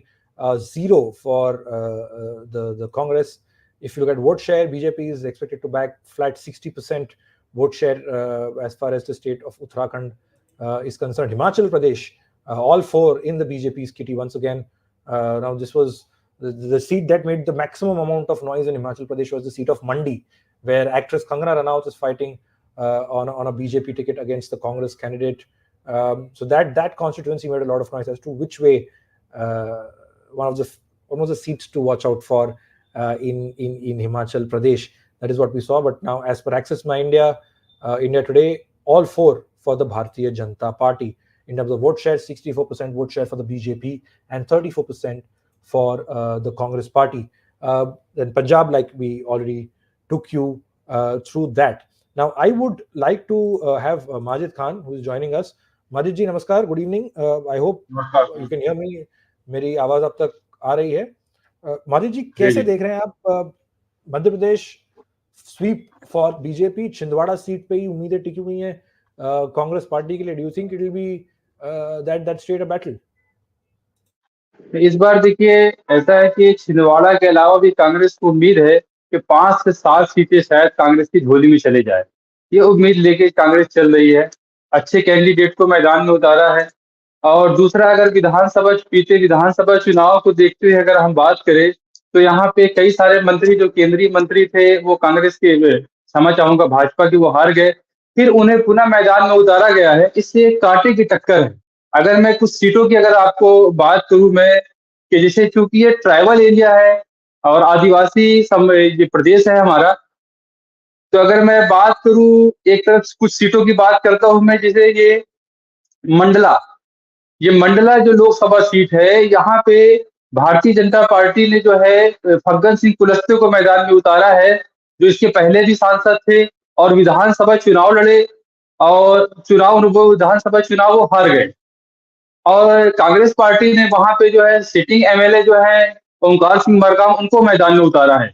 तो कहीं न कहीं ये विधानसभा चुनाव से लेकर अब तक ये बातें सामने आई कि फग्गन सिंह कुलस्ते को लेकर जो वहां विरोध चल रहा है, उसका फायदा हो सकता है कांग्रेस पार्टी को मिल जाए और ये एक सीट भी कांग्रेस की झोली में चले जाए। फिर अगर मैं उससे आगे बढ़ता हूँ, एक शहडोल संसदीय क्षेत्र बढ़ती, ये भी आदिवासी है। यहाँ पर भी जो है कांग्रेस ने जो है अपने सिटिंग एमएलए को मैदान में उतारा है, कुंतेलाल सिंह मार्को को मैदान में उतारा है। जबकि जो है भारतीय जनता पार्टी ने हिमाद्री सिंह को मैदान में उतारा है। हिमाद्री सिंह के प्रति भी लोगों को काफी आक्रोश है क्षेत्र के अंदर, कि वो चुनाव के बाद कभी जनता के बीच में जाती नहीं है। किसी आयोजन के अंदर जरूर वो पहुंच जाती है, लेकिन जब समस्याओं की बात आती है, लोगों से मिलने की बात आती है, लोगों की समस्याएं सुनने की बात आती है, तो वो पहुंचती नहीं है। तो इस सीट पर भी थोड़ा सा बीजेपी के लिए इस वक्त जो है मुसीबत सी है कि शायद हो सकता है ये सीट कहीं कांग्रेस की झोली में नहीं जाए। फिर अगर मैं इसकी आगे बढ़ूं, क्योंकि विंध्य प्रदेश की मैं बात कर रहा हूँ, मध्य प्रदेश का जो पूरा आदिवासी क्षेत्र है, फिर इससे अगर मैं आगे बढ़ता हूं तो सीधी संसदीय क्षेत्र आता है। सीधी के अंदर वर्तमान जो सांसद थी रीति पाठक, उसको जो है भारतीय जनता पार्टी की जो सांसद थी, भारतीय जनता पार्टी ने उन्हें विधानसभा चुनाव लड़ाया और विधायक बनकर एक किनारे कर दिया, और उनकी जगह जो है राजेश मिश्रा को टिकट दिया। और उसके जो है कांग्रेस पार्टी ने वहां पर जो है गुना सीट से केंद्रीय मंत्री ज्योतिरादित्य सिंधिया लड़ रहे हैं। सारी नजरें वहां पर टिकी हुई है। तो गुना से ज्योतिरादित्य सिंधिया की सीट पर क्या मूड चल रहा है इस समय? देखिए, गुना से जो है ज्योतिरादित्य सिंधिया के जो है पोजीशन में जो है यादवेंद्र राव जो है यादव वहां पे खड़े हुए हैं। तो ज्योतिरादित्य सिंधिया की सीट भी जो क्लीन सीट नहीं नजर आ रही, कांटे की टक्कर है। और हो सकता है कि वो सीट कांग्रेस की झोली में जा भी सकती है। मतलब ये नहीं कहा जा सकता कि वो सीट जो है सिंधिया के पाले में चली गई, ऐसा कहना बिल्कुल नहीं है। और वहीं पे अगर मैं गुना और ग्वालियर और चंबल संभाग की बात करूं, तो वहां पे केंद्रीय मंत्री नरेंद्र सिंह तोमर भी पहले वहां रह चुके हैं, तो उनकी प्रतिष्ठा भी कहीं ना कहीं दांव पर है। लेकिन ग्वालियर और चंबल संभाग की जो सीटें हैं, वो भी जीतना इतनी आसान आसान नहीं है 2019 के मुकाबले। 2019 में जहां एक मोदी लहर थी, और मोदी लहर में किसी भी कैंडिडेट को खड़ा कर दिया जाता था और वो जीत जाता था, लेकिन वो स्थिति 2019 के मुकाबले में 2024 में वैसी स्थिति नहीं नजर आ रही है। लहर है, लेकिन उतनी जो तेजी की लहर नहीं है कि ये कहा जाए कि किसी भी कैंडिडेट को अगर और वो कैंडिडेट जो है क्लीन स्वीप कर लेगा। और इसके अलावा मैं बात करूं, जो मैं अभी आप और सतना, यहाँ पे बड़ा त्रिकोणीय मुकाबला है। ये एक विंध्य प्रदेश की 2 सीटें हैं, सीधी और सतना। यहाँ भाजपा के 2 बागी चुनाव भी लड़ रहे हैं। मतलब के अलावा जो है गोंगपा से और जो है बसपा से, यहाँ पे 2 बागी भी चुनाव लड़ रहे हैं। वोट काटते हैं तो एक लंबा वोट में जो है, लाख अगर वोट काटते, 50,000 वोट काटते, 2 लाख वोट काटते, तो वो भाजपा का। तो इसलिए इस हिसाब से कहा जा रहा है कि 5 से 7 सीटें शायद कांग्रेस की झोली में आ जाए। Sujit, this is one common factor that I have seen, that most of reporters on the ground, political analysts, have been saying this constantly, that it is not like this situation which happened in 2019, that any candidate would stand and then win. So this is one term that I've heard throughout the campaign trail, that if we compare it from 2019, although there was a full mama factor there, but they had said that it is very different than 2019, that any candidate would win. So I would like you to react to that.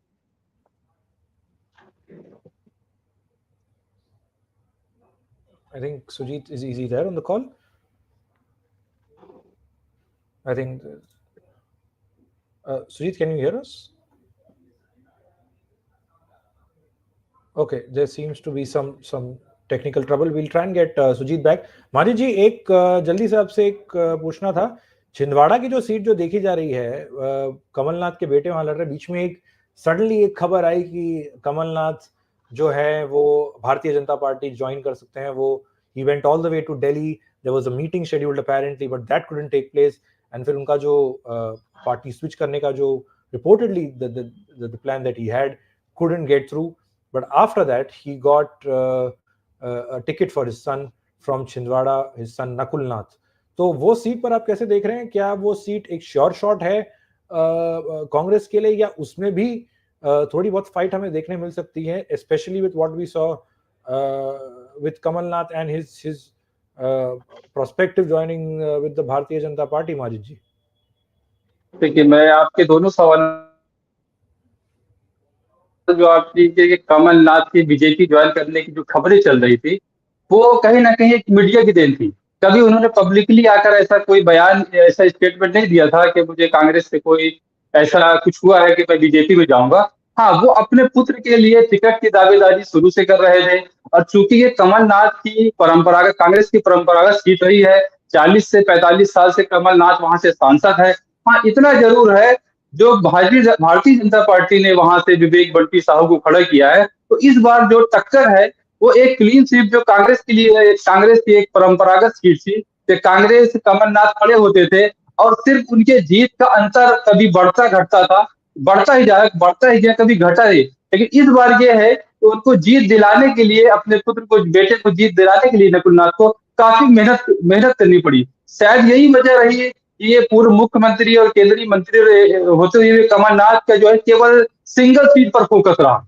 उनका जो है इस वर्तमान चुनाव में जो है पूरे प्रदेश को छोड़ दिया जाए तो उनके ज्यादातर जो समय, जो वक्त कटा है, वो छिंदवाड़ा के अंदर कटा है, क्योंकि उनकी प्रतिष्ठा भी दांव पे लगी है. और ये कहा जा रहा है टिकट भले नकुलनाथ को मिली हो, लेकिन जो जनता वोट करेगी वो कमलनाथ को करेगी. तो ये सीट तो लगभग ये तय है कि जीत का अंतर हो सकता है बहुत कम हो जाए, लेकिन ये सीट क्लीन स्वीप कांग्रेस कर लेगी.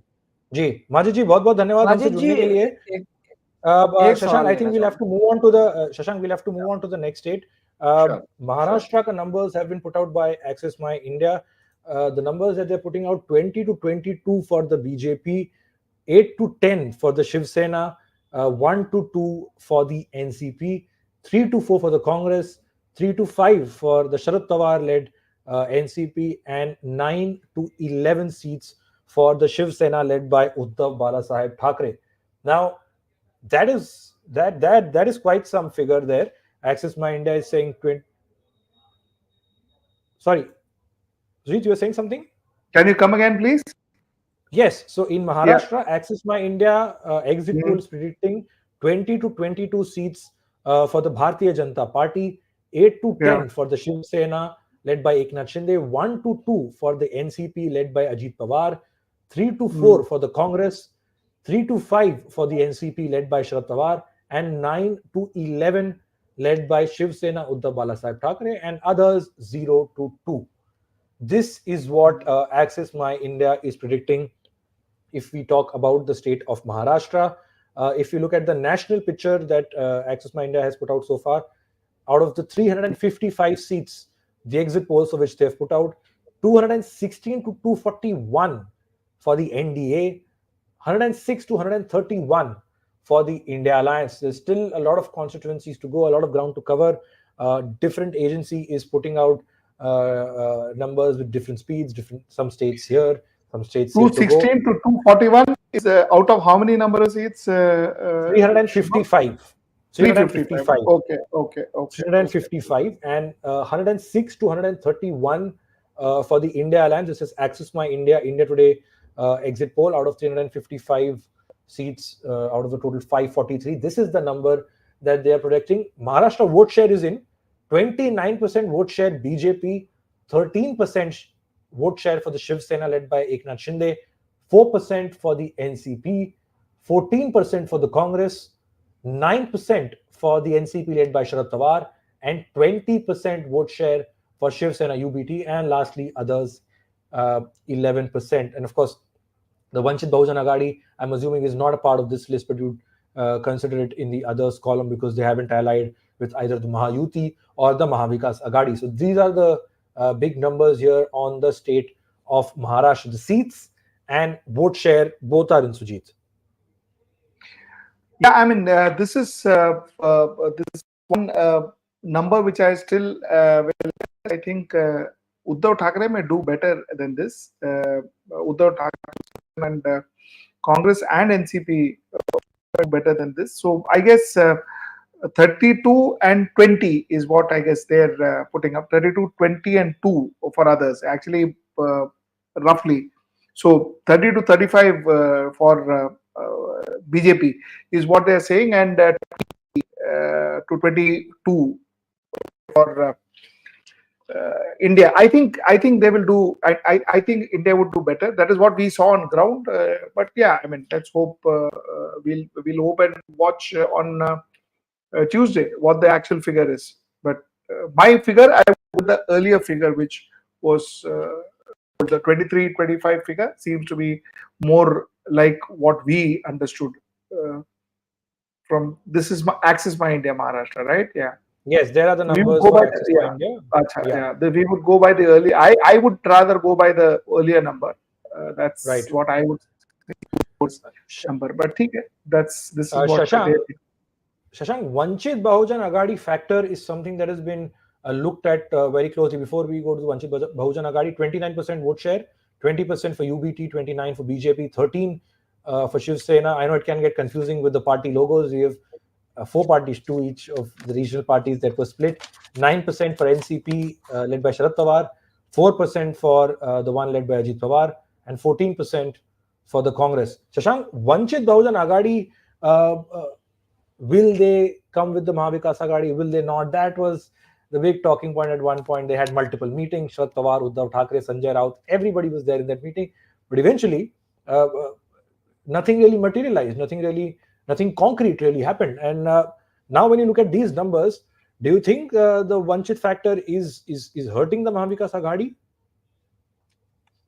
Definitely not. What I think a lot of it has to go to the credit to what Prime Minister Modi had said, that 400 par that has gone very wrongly in the rural areas, where a lot of people think that if these people get 400, then they will probably change the constitution and abolish the reservation system. So that has percolated really till the rural areas. And also, I think now that the Vanchit voter has now shifted to NCP, Uddhav, Shiv Sena, and definitely to the Congress. So what I feel now, the Vanchit voter is also very clear that if we want our candidate to win, then we have to vote for the Congress. Definitely in 2019, they had dented the prospects of a lot of senior Congress leaders, including Ashok Chauhan. But definitely what I feel this time, the people, as we say, that Maharashtra voter is a very thoughtful voter. He thinks, he understands, he analyzes, and then votes. So they understood that, and definitely the Muslim factor has definitely worked for the Uddhav faction. Even we had heard that fatwas were being issued in favor of Uddhav Thackeray, that we do not need to vote anywhere else, we have to just vote for the UBT. So the message is very clear that Vanchit Bahujan Aghadi has definitely not dented. And what I feel, that since day one, what Prakash Ambedkar never had plans to ally with the India Alliance. That is what I feel.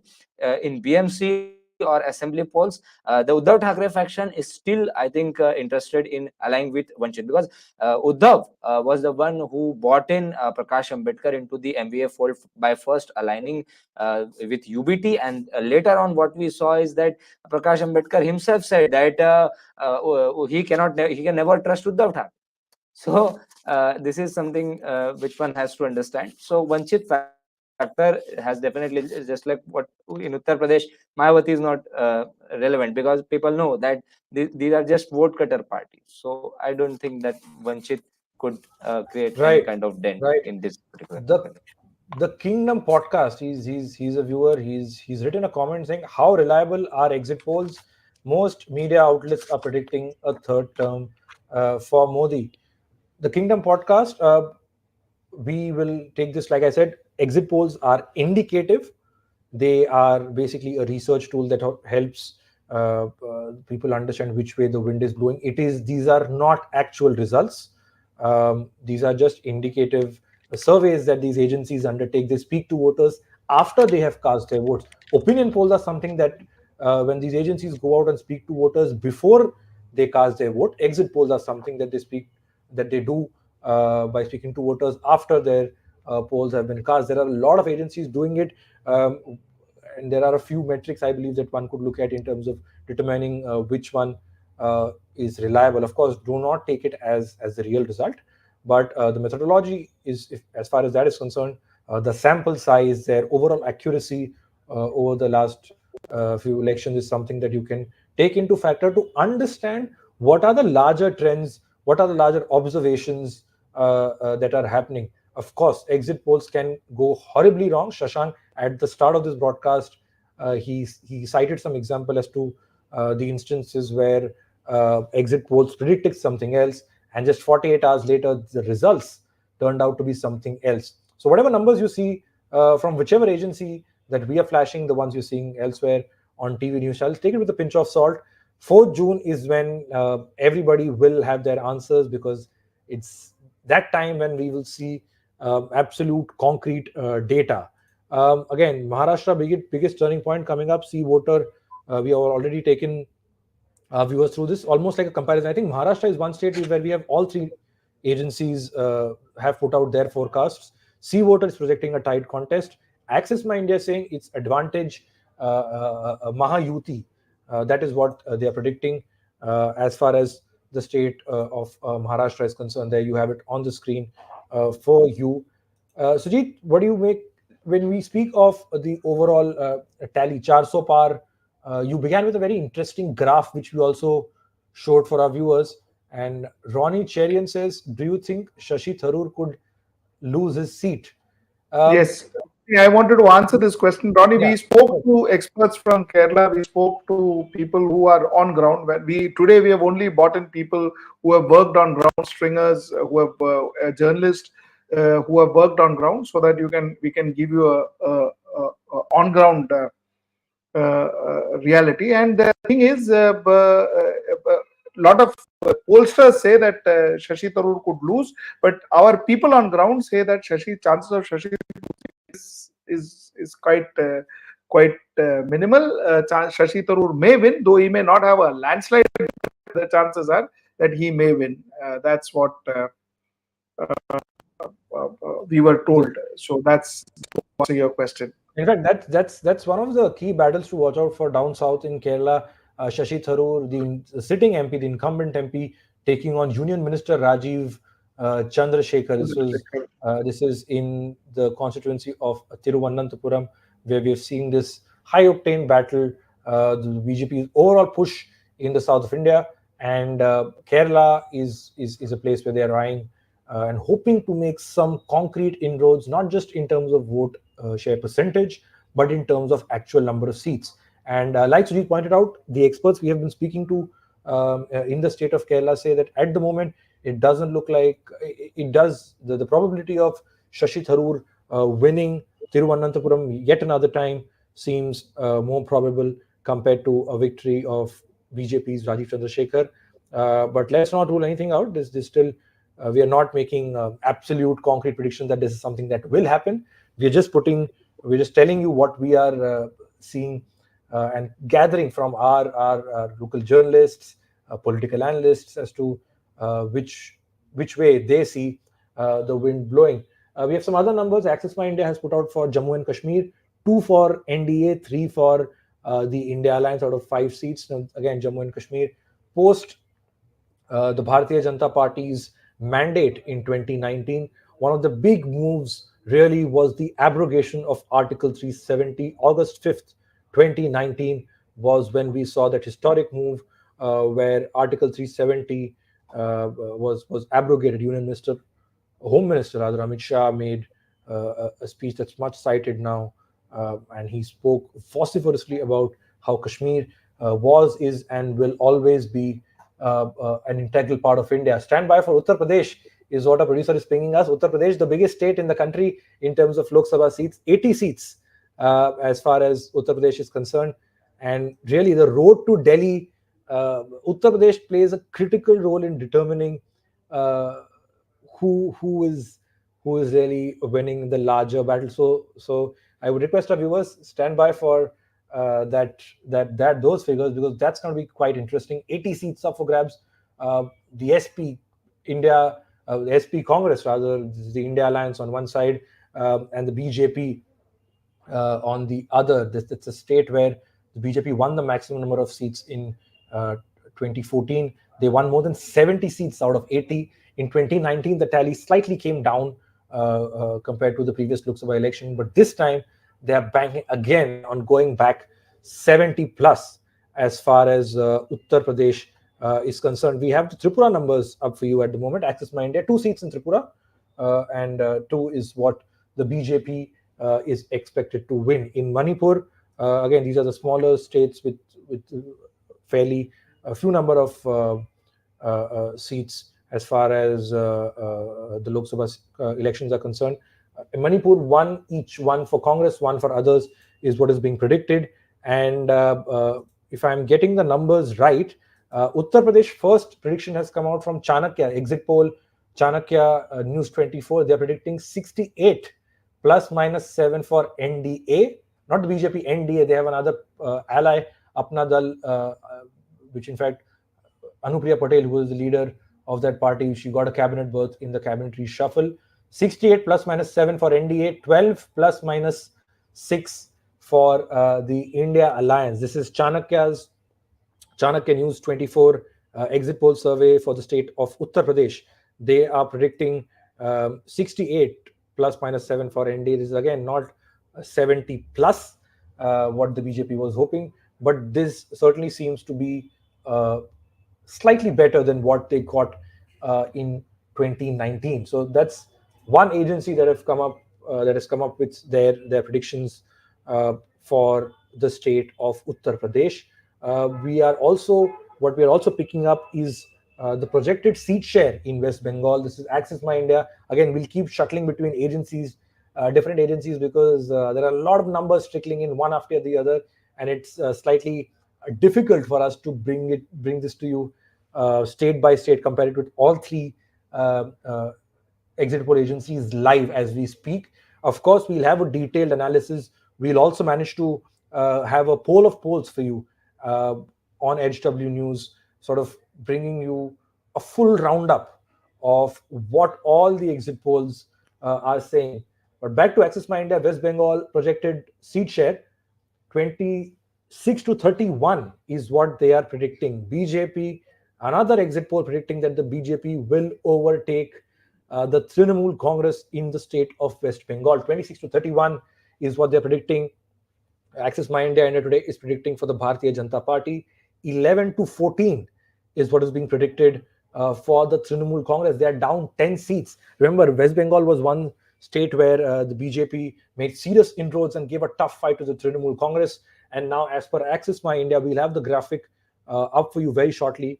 TMC is expected to get 11 to 14 seats, and the BJP is expected to get 26 to 31.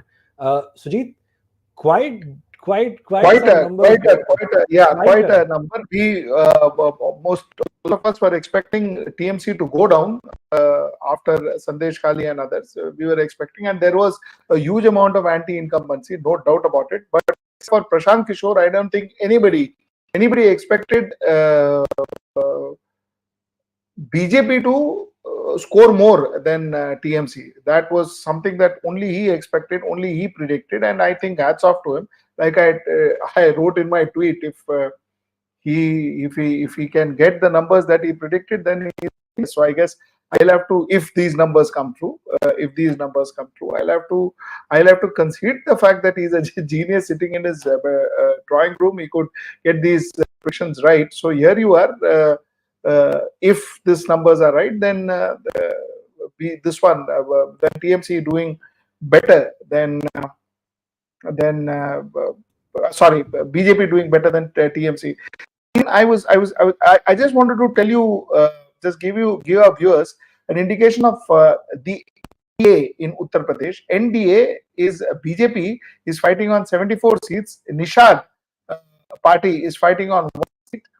Apna Dal, that is Sonelal, is fighting on 2 seats. RLD 2 seats, and Sukhdev Bharatiya Samaj Party is fighting on 1 seat.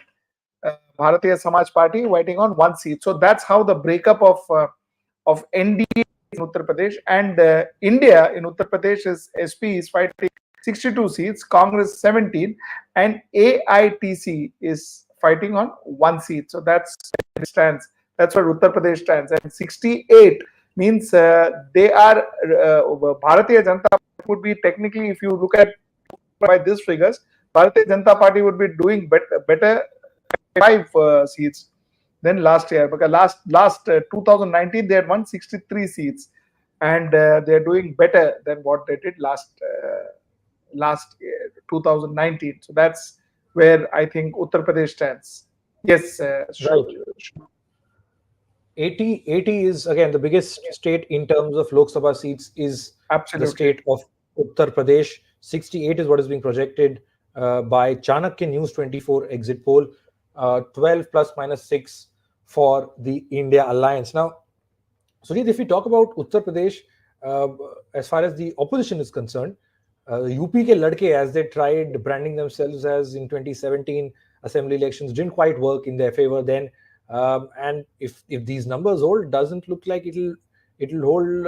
It'll go in their favor for another time. While there were visuals of stampedes at their rallies, joint rallies of Akhilesh Yadav and Rahul Gandhi, people are bouncing on top of each other just to get a glimpse of the leaders. Absolute chaos as far as the rallies was concerned. But if you look at the number of seats, as per Chanakya News 18, as Chanakya News 24 rather, these numbers don't quite add up, Sujit. See, I'll tell you what, a lot of things don't add up, because I think then what has happened is there are a couple of things that we need to now assume if these numbers are true. I'm still putting a huge rider if these numbers are true. Number one assumption is that there is absolutely zero anti-income. Assumption number two, that there is humongous amount of Modi factor, Modi appreciation, Modi. Why? I would even call it Modi wave. What are we hiding away from? Modi wave, because if these are the numbers that we are talking about, then it is Modi wave that we are talking about. So there is Modi wave. The third thing is employment, inflation, etc. doesn't matter. It didn't really matter in the overall scheme of things. It went the way we projected it to be. People voted for possibly Modi and possibly our international image and consecration of Ram Janmabhoomi, so on and so forth. All of these things did matter. And now whether 400 par or not 400 par, I don't think is even a question. ठीक है, whether it is 400 par or not 400 par, what difference does it make? Modi is Bharatiya Janata Party, which is Modi primarily, because it was Modi ki guarantee, is could be looking at very easily crossing 310, 316, 320 mark on its own. So I think we are absolutely Modi should be a very happy man today. Right. NDA, if you look at the vote share for the state of Uttar Pradesh, News 24 and Chanakya, as per their exit poll, 49%, almost half the vote share, is something that the NDA is expected to bag rather. 37% plus minus 3% for the India alliance. Again, and of course, the others, 14% is what is being predicted. If we look at West Bengal, I just saw this interesting graphic. Expected vote share, 40% Trinamool Congress, 46% for the Bharatiya Janata Party. And compared to their 2019 performance, this seems like a huge jump if these numbers hold. Again, these are exit polls, these are not actual results, and the results will be officially out on 4th. What we are discussing right now is our exit polls put up by different agencies based on their surveys that they have conducted with lakhs of after interacting with lakhs of voters, and the conclusions that they have come to as far as each state and each seat is concerned. Now, interestingly, we took you through both Prashant Kishore and Yogendra Yadav, their own reading, their own predictions. Now, I expect a lot of talking points to come from these exit polls and questioning the others' prediction, who went wrong where. Some credibilities were at stake when they stuck their neck out and said that this is what they believe that the BJP may win or they may lose. There we have it. The numbers for West Bengal, Access My India, India Today exit poll, 0-2 for the India Alliance, 26-31 for the Bharatiya Janata Party, and 11-14. The regional party Trinamool Congress is seen sliding down from its 2019 tally of to now just coming down to 11-14 seats. This is another state, like we spoke about Punjab, as to how there is no India alliance per se there. There is the Aam Aadmi Party and the Congress. They're fighting their own battles separately, but they are together when it comes to Delhi. A similar picture is happening in West Bengal. There was a lot of chatter as to what the seat sharing will be. Will Mamata Banerjee concede ground to the Congress, which has been almost washed out of the state, barring that seat of Behrampur of Adhir Ranjan Chaudhary, who was the opposition leader in 2019. There were talks, dilly-dallying, meetings. Will it not? Will it happen? Eventually, it seems that it couldn't take place, and they contested separately. But that's on paper. But Trinamool leaders in rallies, you speak to them in private, in rallies, they said we are very much part of the India Alliance, and we are firmly with the opposition. But if you look at the... Sure, go ahead, Sujit. Shubham, let me think. What is going to be interesting is, assuming these figures are right, what is close to right, what is going to happen is a lot of jumps. You see a jump definitely in Maharashtra, and that would be Mr. Sharad Pawar, who would be looking at an opportunity to go and possibly join his nephew and go with the NDA. Okay, another possibility is of Trinamool Congress, Mamata Banerjee, looking at beelining outside NDA and trying to be part of the Bharatiya Janata Party, because a lot of these are not more so for staying in power, or it's purely so that they're safe from the EDs and the ITs, because if this continues, the ED, IT, and rest of the CBI and all are going to continue. So all of that is going to happen. So now the next step for a lot of would be to ensure that they go and they kind of pally with NDA, they line up with NDA, they go join NDA, they work with NDA, and see if they can be accommodated by the NDA. Depends on what Bharatiya Janata Party would be looking at, and how much Bharatiya Janata Party would want, how much of these guys Janata Party would. By the looks of Bharatiya Janata Party is always open for people to come in and join them, no matter what track record and what most of their leaders say. And a lot of these leaders, would be beelining to kind of associate with the Bharatiya Janata Party, and that's what is going to happen in the next 2 days. Even if you actually see, maybe Sunday, Monday, there'll be a lot of political jugglery, a lot of political loyalty shifts. Watch out for it, and right. That's what I would be expecting. That's what we can all expect in the next couple of days. Right. Sujit, while I think we'll have to just check your audio once. Some people have complained in the comment that it is a bit distorted. Kingdom Podcast has given 29 rupees on the super chat feature. A request to the audience: if you like our work, if you like, it's a small team. It's a small young team that is trying all it can to put the election numbers for you. While I am sitting here, there's a team working right outside this cabin and doing the number crunching for you, collating all this humongous data dump that is coming one after the other at a rapid pace.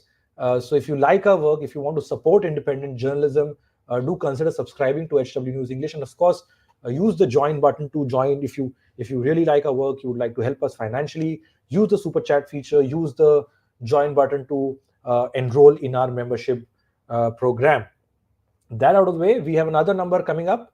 C voter AVP for Uttar Pradesh, 62 to 66 for the NDA, 15 to 17 for the India Alliance. It's largely what we saw in the previous exit poll, which was by Access My India. So 62 to 66 out of 80 seats for the NDA. Expect a lion's share to be here of the Bharatiya Janata Party, where they're expected to win most of the seats single-handedly. Remember, that's a state what the BJP calls double engine ki sarkar, with Prime Minister Modi in the center and Yogi Adityanath in the state, heading the state and winning it recently in 2022 for the second straight time. 62 to 66, 15 to 17 is what 15 to 17 for the India Alliance is what they are predicting. Delhi, of course, C voter, we already told you, 4 to 6 for the BJP, 1 to 3 for the India Alliance is what we are picking up. Sujit, the C voter numbers are out as well Yes. for Uttar Pradesh.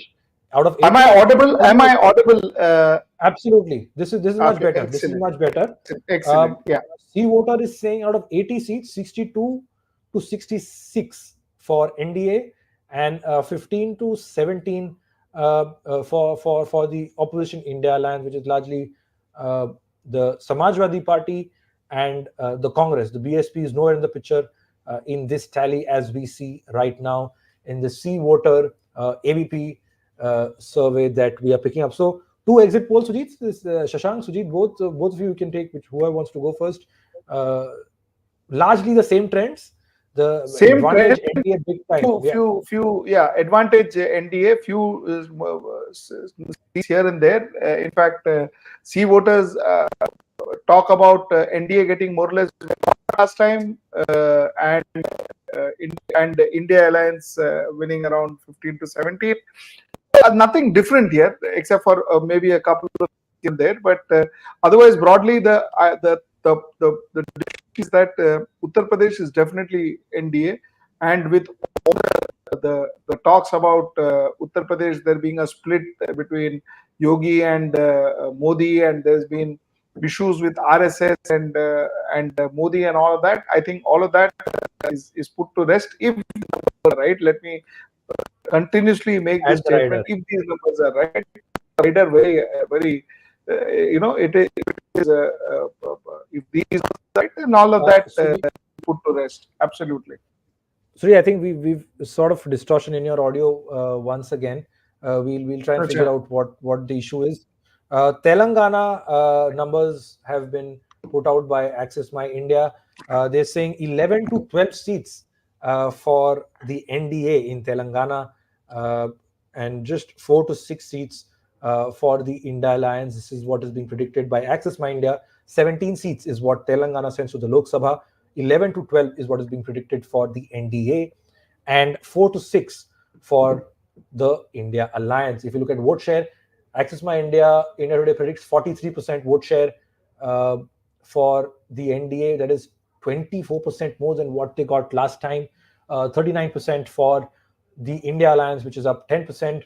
The BRS down 28%, reduced to just 13% vote share. And AIMIM, it's led by Asduddin Owaisi. His party is expected to get 2% vote share. So those were Telangana numbers. And in fact, is he getting a seat? Sorry? Is AIM getting a seat? 0 to 1. Yes, I forgot that part. BRS 0 to 1 is what they are saying, and AIMM, No, AIM. AIMIM 0 to 1, both.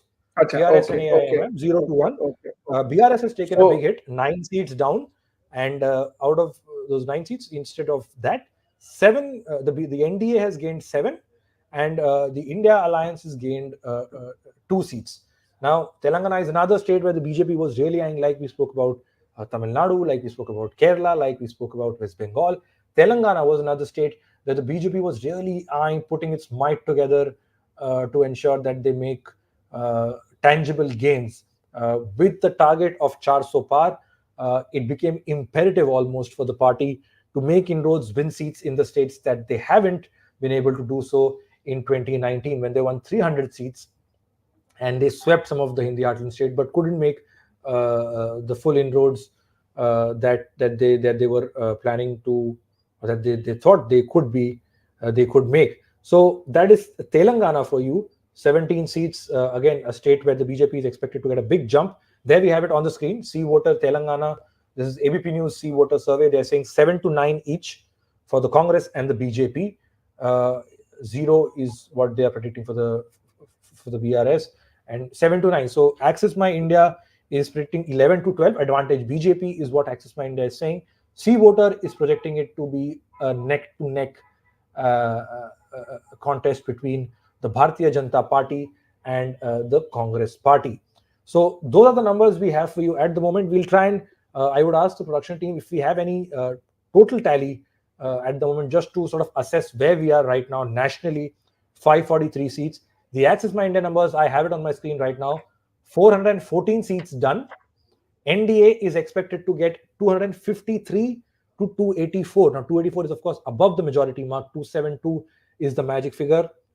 With 414 seats, exit polls conducted by Access My India done, NDA is expected to get 253 to 284. The India Alliance is expected to get 121 to 153 so far. So more than 100 seats still to go as for Access My India, India Today exit polls.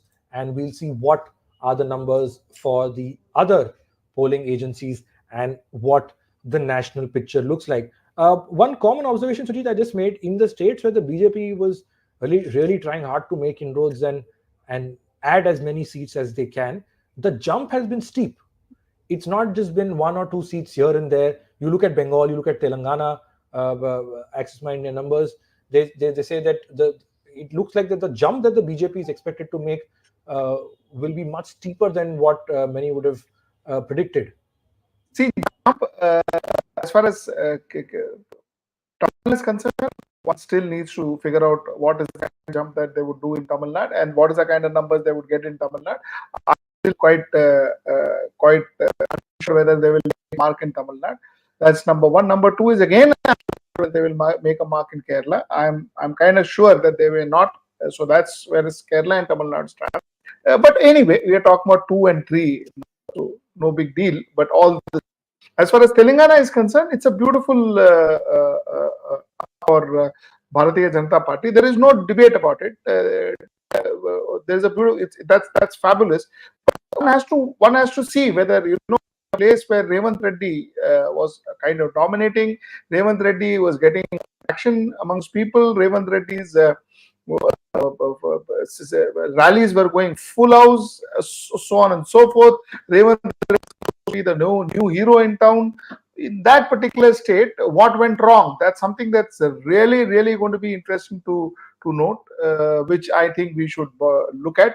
As far as concerned, I still think that I would go with a 50-50 figure, which is 25, 23, 25, 23, 25 days. I would go with that figure. I will not 10 because I've seen Maharashtra.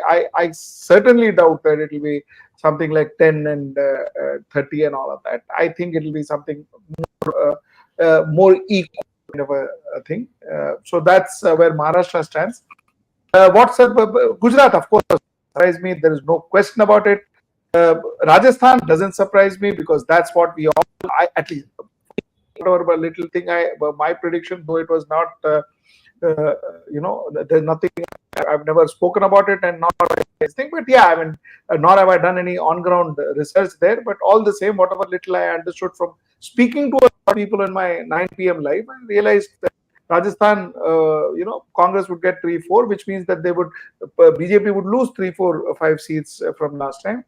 Madhya Pradesh, thought BJP would lose 1 or 2 seats, but by the looks of it, BJP has completely swept Madhya Pradesh. That's great. Haryana was surprising. Haryana was absolutely surprising. Haryana was I was thinking of some gains for Congress or NDA there. That's one. Jharkhand was surprising. Jharkhand is surprising. I have seen the kind of rallies that is being attended by people, the JMM, Jharkhand Mukti Morcha rallies that were being attended by people. I thought it was more. I thought JMM would get more than what they claim to have got. I thought they would get a little more than what they that is, India would get more than what they claim. Punjab, I was sure that was that. I mean, it is the numbers are kind of there. It is, I think, more or less what a lot of us expected. Then we come to which state? Delhi. Delhi. No, Madhya Pradesh. I said Madhya Pradesh was a clean sweep.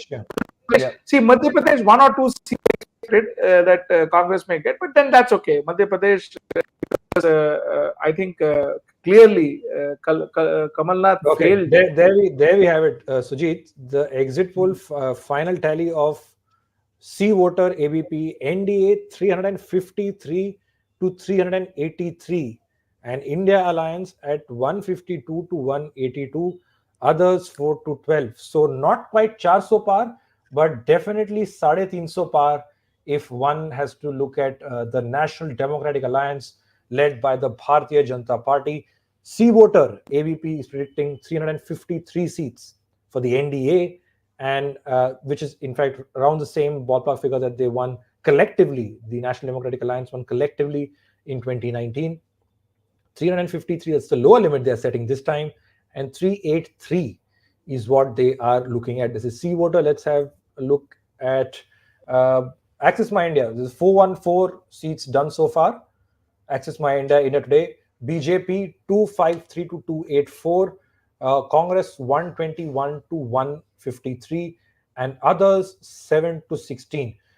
Access My India is yet to sort of go release their national data, which is all 543 seats. But with this picture that we are looking at currently, the BJP is well on its way to even cross 300 as well. Some political strategists had very clearly predicted. So those are the national numbers. C voter has put out their entire data, like we spoke about earlier. 543 seats done. We'll see if Chanakya has put out Chanakya News 24. Chanakya got the 2019 results, the final tally. They almost got it spot on. And we'll just wait and watch. We'll just check at the back end if they have released their numbers for the entire country. What are the national numbers? No, here from with NDA 353, one needs to know what exactly is BJP's figure. Right. BJP, I think, should be something like 113, 115 here, 315, 315. Yeah, that's what BJP should be here. And if you can go back to the Axis, please. Yeah, this is 414 seats done so far. Yeah. It was 414, and the BJP figure is 253, 284. So another 100 more to go, 130 more to go, 140 more to go, 140 more to go. And even if you assume that another 50 of this, BJP is talking about 300 plus easily. So that's where it stands. 50 more for BJP in this. On a lower side, BJP does what it did last time. That is 303. And on the higher end, BJP will cross. BJP will cross 340, 350. Shashank, 400 par ka, the slogan that was raised by the Prime Minister, he spoke in Parliament, 370 par or 400 par NDA के लिए, Then we saw that gradually taper off. Then the 400 par wasn't audible in some of the rallies. You couldn't really find people being more vociferous as they were previously in terms of 400 par. But Shashank, how do you look at these numbers here? 543 C voter, No. they put out their national numbers. How do you see this, Shashank? No, if speaking about the 400 par narrative, then the Prime Minister himself in Aapki Adalat had said that it was about I had said the narrative and the Congress and the India Alliance went that way. So it was just to distract them. This the Prime Minister himself said that मैंने 400 par का छोड़ दिया and all these people went behind 400. So he himself knows that it is a jumla. So that is one thing. Second is now Somnath Bharti, who is Aam Aadmi Party veteran leader and India Alliance candidate from New Delhi against Bansuri Suraj, has said that I will shave off my head if Mr. Modi becomes Prime Minister for the third time.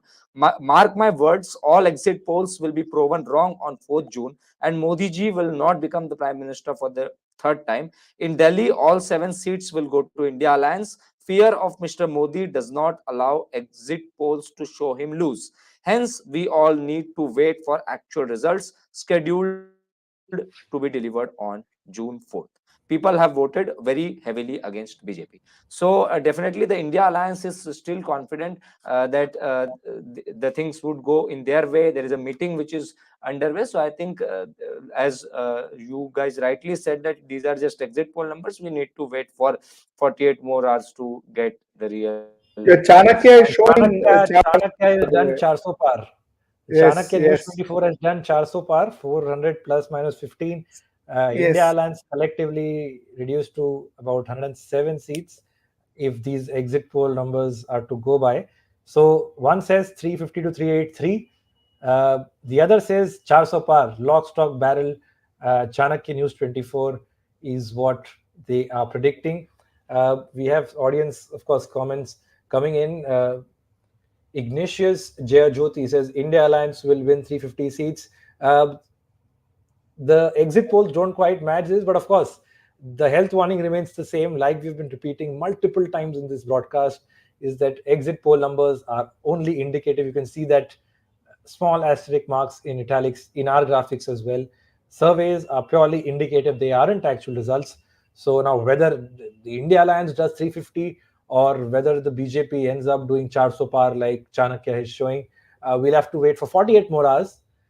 A lot of people Jasmine asked whether whether BJP is coming back to power. Jasmine, as far as the exit poll goes, it seems they are, but like Shubham have been constantly maintaining that one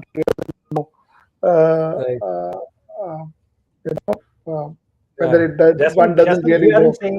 We aren't saying anything on our own. What we're bringing to you are exit poll numbers that agencies have done with tied up with multiple news channels. In fact, there are more than 3 exit polls happening as we speak live.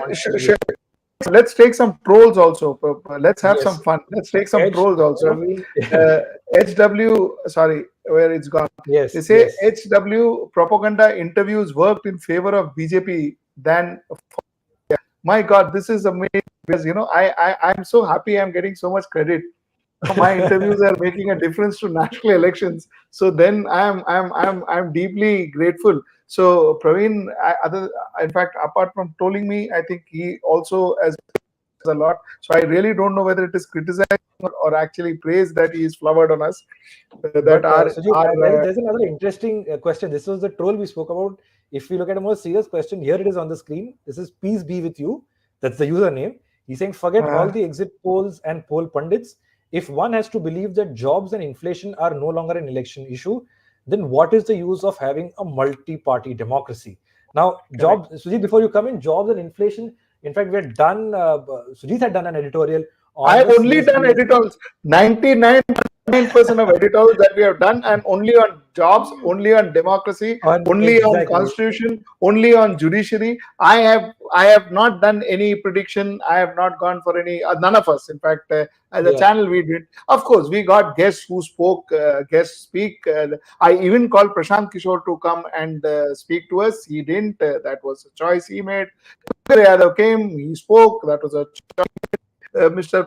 came, spoke. That was the so some people spoke, some didn't, and I'm still going to speak to them because end of the day, guys, listen. You know what? A lot of people write here that good, that we should be sad or we are sad. Listen. My job talk for the democracy. My job talk, or all of our jobs, be it Shubham, be it me, be it Shashank, our job is to talk for democracy. We will continue doing. We'll continue talking for democracy. We will continue questioning. And we questioned the government even yesterday because, like I always said, there was always an edge for Bharatiya Janata Party. So believe me, this is not quite a surprise for any one of us. We always take our editorials, our stories. We have said that there is always an edge for Bharatiya Janata Party. That said, I'm still not saying that this is the final result and everything is pan out this way. I'm not saying that. That being said,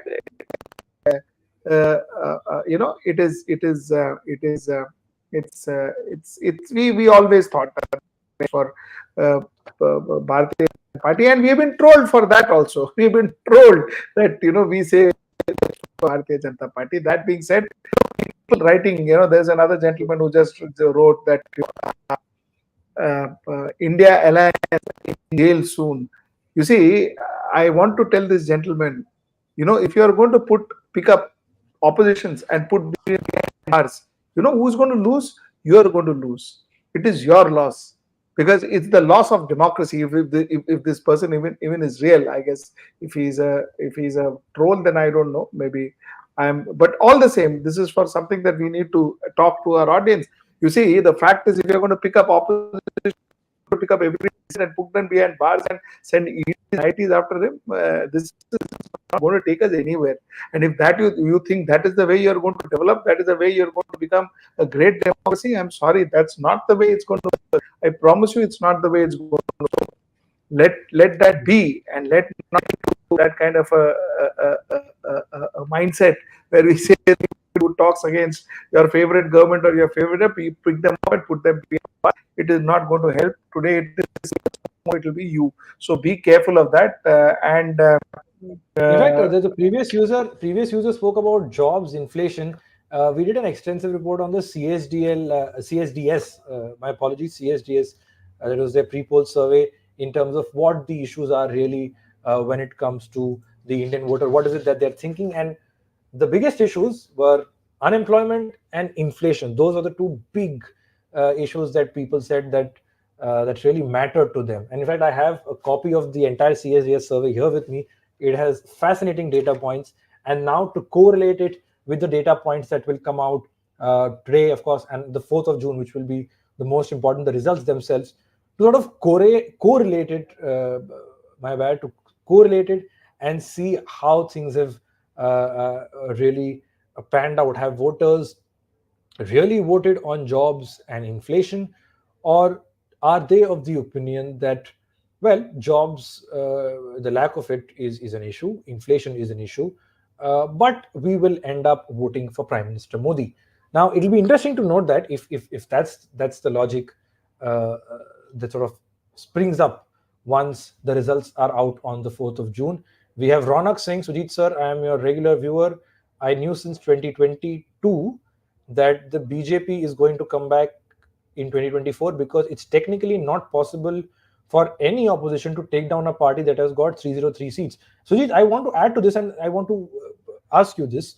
There were seats that BJP, in fact, if I have the stat with me right now, it says that the BJP, in fact, won around 250 seats convincingly on its own against, if you compare to the 2019 tally against the Congress. So the opposition was technically starting with a low base. They were starting with, they were contesting up against a party that had won around 250 seats with more than 50% vote share. So that was the baseline that we were talking about. From that, do you think that it was always a tough ask for the opposition to challenge that baseline that they were competing against? No. I think let's face facts. Everything, if this is, let me reassure you, if these figures are correct, if these figures are something that we can go by, then let me assure you, people want what BJP is offering. It's a consumer choice. People want what BJP is offering them. Maybe you don't want what BJP is offering them. Maybe somebody else doesn't want what BJP is offering them. But most of the people want what BJP is offering them. They are taking what BJP is offering them. So that's where one has to conclude, and that is, that's the way you need to see it. So, this was opposition was in a point of disadvantage, and opposition was, see, all that is something that we can talk about till the cows come home. But the fact remains that end of the election, end of the day, you need to win. End of the day, what do you do to win? And that's what you need to kind of figure out. And that's where it all starts and it all ends. Shubham, Right. and that's how it works. Modi is Right. powerful, and that all the put together is the pathetic See, I think situation of.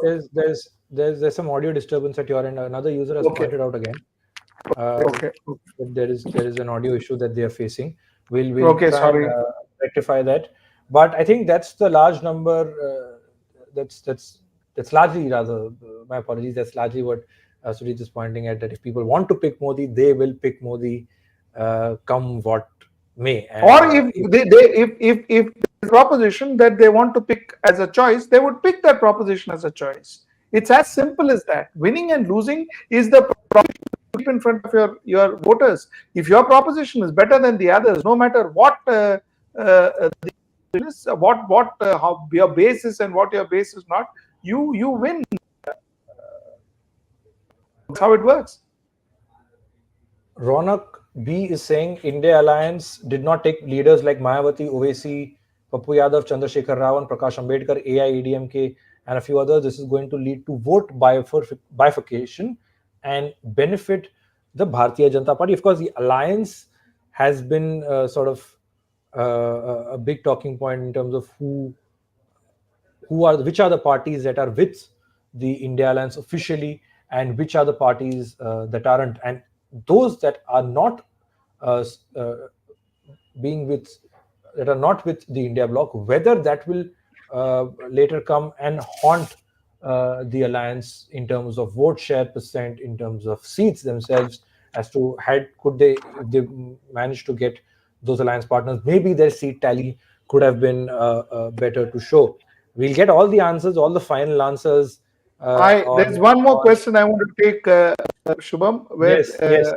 Anirban says, I can see you are not able to do this. And how do you feel about PK now? What are we to feel about PK here? What is that we've got to feel bad about PK? Good for him, yeah. If his prediction has come true, and if tomorrow somebody else's prediction would have come through, another group of people would have praised him. So big deal. How does it really matter whose prediction? And the fact remains that what is there to digest? Big deal to digest. It's as simple as that. We are ready for both. Channel will continue, news will continue, what we say will continue, it continued yesterday, it will continue tomorrow. So what is there to get upset, and what is there to digest? On a lighter note, on Twitter, I think it was today or it was yesterday, one of the biggest trends, what was really trending on Twitter, was not a political party, was not a political figure, it was Bernal. And I'm not making this up. Bernal was something that was trending on Twitter when people said, let the exit polls come out, or let the results come out, and this ecosystem will need Bernal, that ecosystem will need Bernal, this pollster who has stuck his neck out will need Bernal because he's going to get it wrong or she's going to get it wrong. So that was really the discourse on Twitter. And after the numbers that we are seeing right now, interesting 48 hours ahead is how I would. My only submission is, you see, saying that if favorite party wins, so therefore somebody else is wrong, somebody else feels otherwise, or somebody else has to feel bad. Nothing. I don't lose. None of us lose sleep, no matter who wins. It is absolutely no problem. It is good. We continue to do our work. We have been doing it 2017, 2018. 2019, we saw 2020, and we hope if things are good, and we will see 2029 also. So it doesn't really matter. This is not how it works. For most of the people who think that things are going to be Right. bad. And secondly, I hope you start living your own In your own La La Land. and see, yeah, in your own La La Land, and see Sujit's face what says a lot. reality is. Yeah, correct.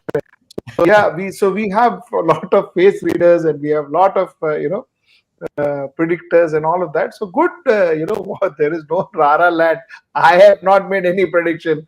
I didn't make any prediction either ways. So technically speaking, I have no stake in this game. I heard people who sat in my interviews and predicted, which is very good. So excuse me, I have nothing to do with this. So that's another I think point. before we end, I think even Shashank's face says a lot. Shashank, I know you've been relatively quiet through this broadcast, but I appreciate you still being there and taking us through state by state your concluding thoughts. So far, I think Uttar Pradesh is a state which Access My India hasn't put out. Other than that, I think we've pretty much covered everything. But at the moment, all three exit polls that HW News referred to predicts a very clear mandate for the Bharatiya Janata Party and the National Democratic Alliance. Shashank, what does your face say? What does your mind say right now? No, first of all, Chanakya was the poll that went horribly wrong in 2015 Bihar assembly election. So, firstly, that. Second, as you both rightly said, that 48 hours to go, everybody is awaiting that, and I think we should wait before jumping into any conclusions. That is what I need to say. Right. Secondly, I think by it, whatever numbers, what was predicted by Prashant Kishore, it is not just come true. It's come true. It's come true to the T. He didn't predict. He must have foreseen the results literally to some. So it's exactly the words. In fact, it's as if he is reading out of these exit polls. So good for him, and good. Like if this genuinely comes, yes, I mean, what else can I think, again, let me tell you, as far as we are concerned, we have not predicted anything, so we are okay. Right. We are okay with it. Comes to our channel Right. and predict whatever they feel like, and we'll be more share that with you. That's our job. So here we are. Right. Gentlemen, And I think we can whichever government is, we will continue regardless. But if tomorrow India would have come to power, which again, like I said, fourth, let's see, comes to power, or BJP comes to power, we'll continue to question, and that's our job. So there's nothing more and nothing less to it. Believe me, you. Absolutely. Our job still remains the same, regardless of what the exit polls say, regardless of what the results say. And I think on that note, Antonio is saying he's a member of our channel. Thank you, Antonio, for subscribing to our work and joining a membership program. There's a feeling that the election results on June 4 will be completely different from those published in the exit polls. The ground reality of election was different from 2019. Well, Antonio, all we can do is just wait for another 48 hours. That's when the results will be out. We will be live. We will be getting the results live. Ronak, I thank Ronak for your lovely. Sujit sir, you are a neutral journalist, and that's why I like to watch you. I think on that note, gentlemen, we can call it a day. That's where the exit polls stand right now. If we don't call it a day, Shashank will fall. I think he's almost reached there. No, Shashank, I feel sorry for him. Again, somebody saying that I have no words.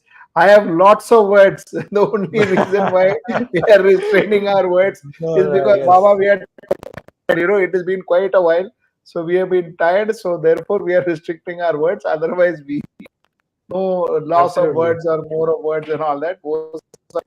And watch my editorial from tomorrow on. Watch my editorial tomorrow. I will continue what I was doing before. I will continue to do that tomorrow also. No changes. no changes, Baba. We are all there, and we are continuing what we continue. That is what happens. Thank you.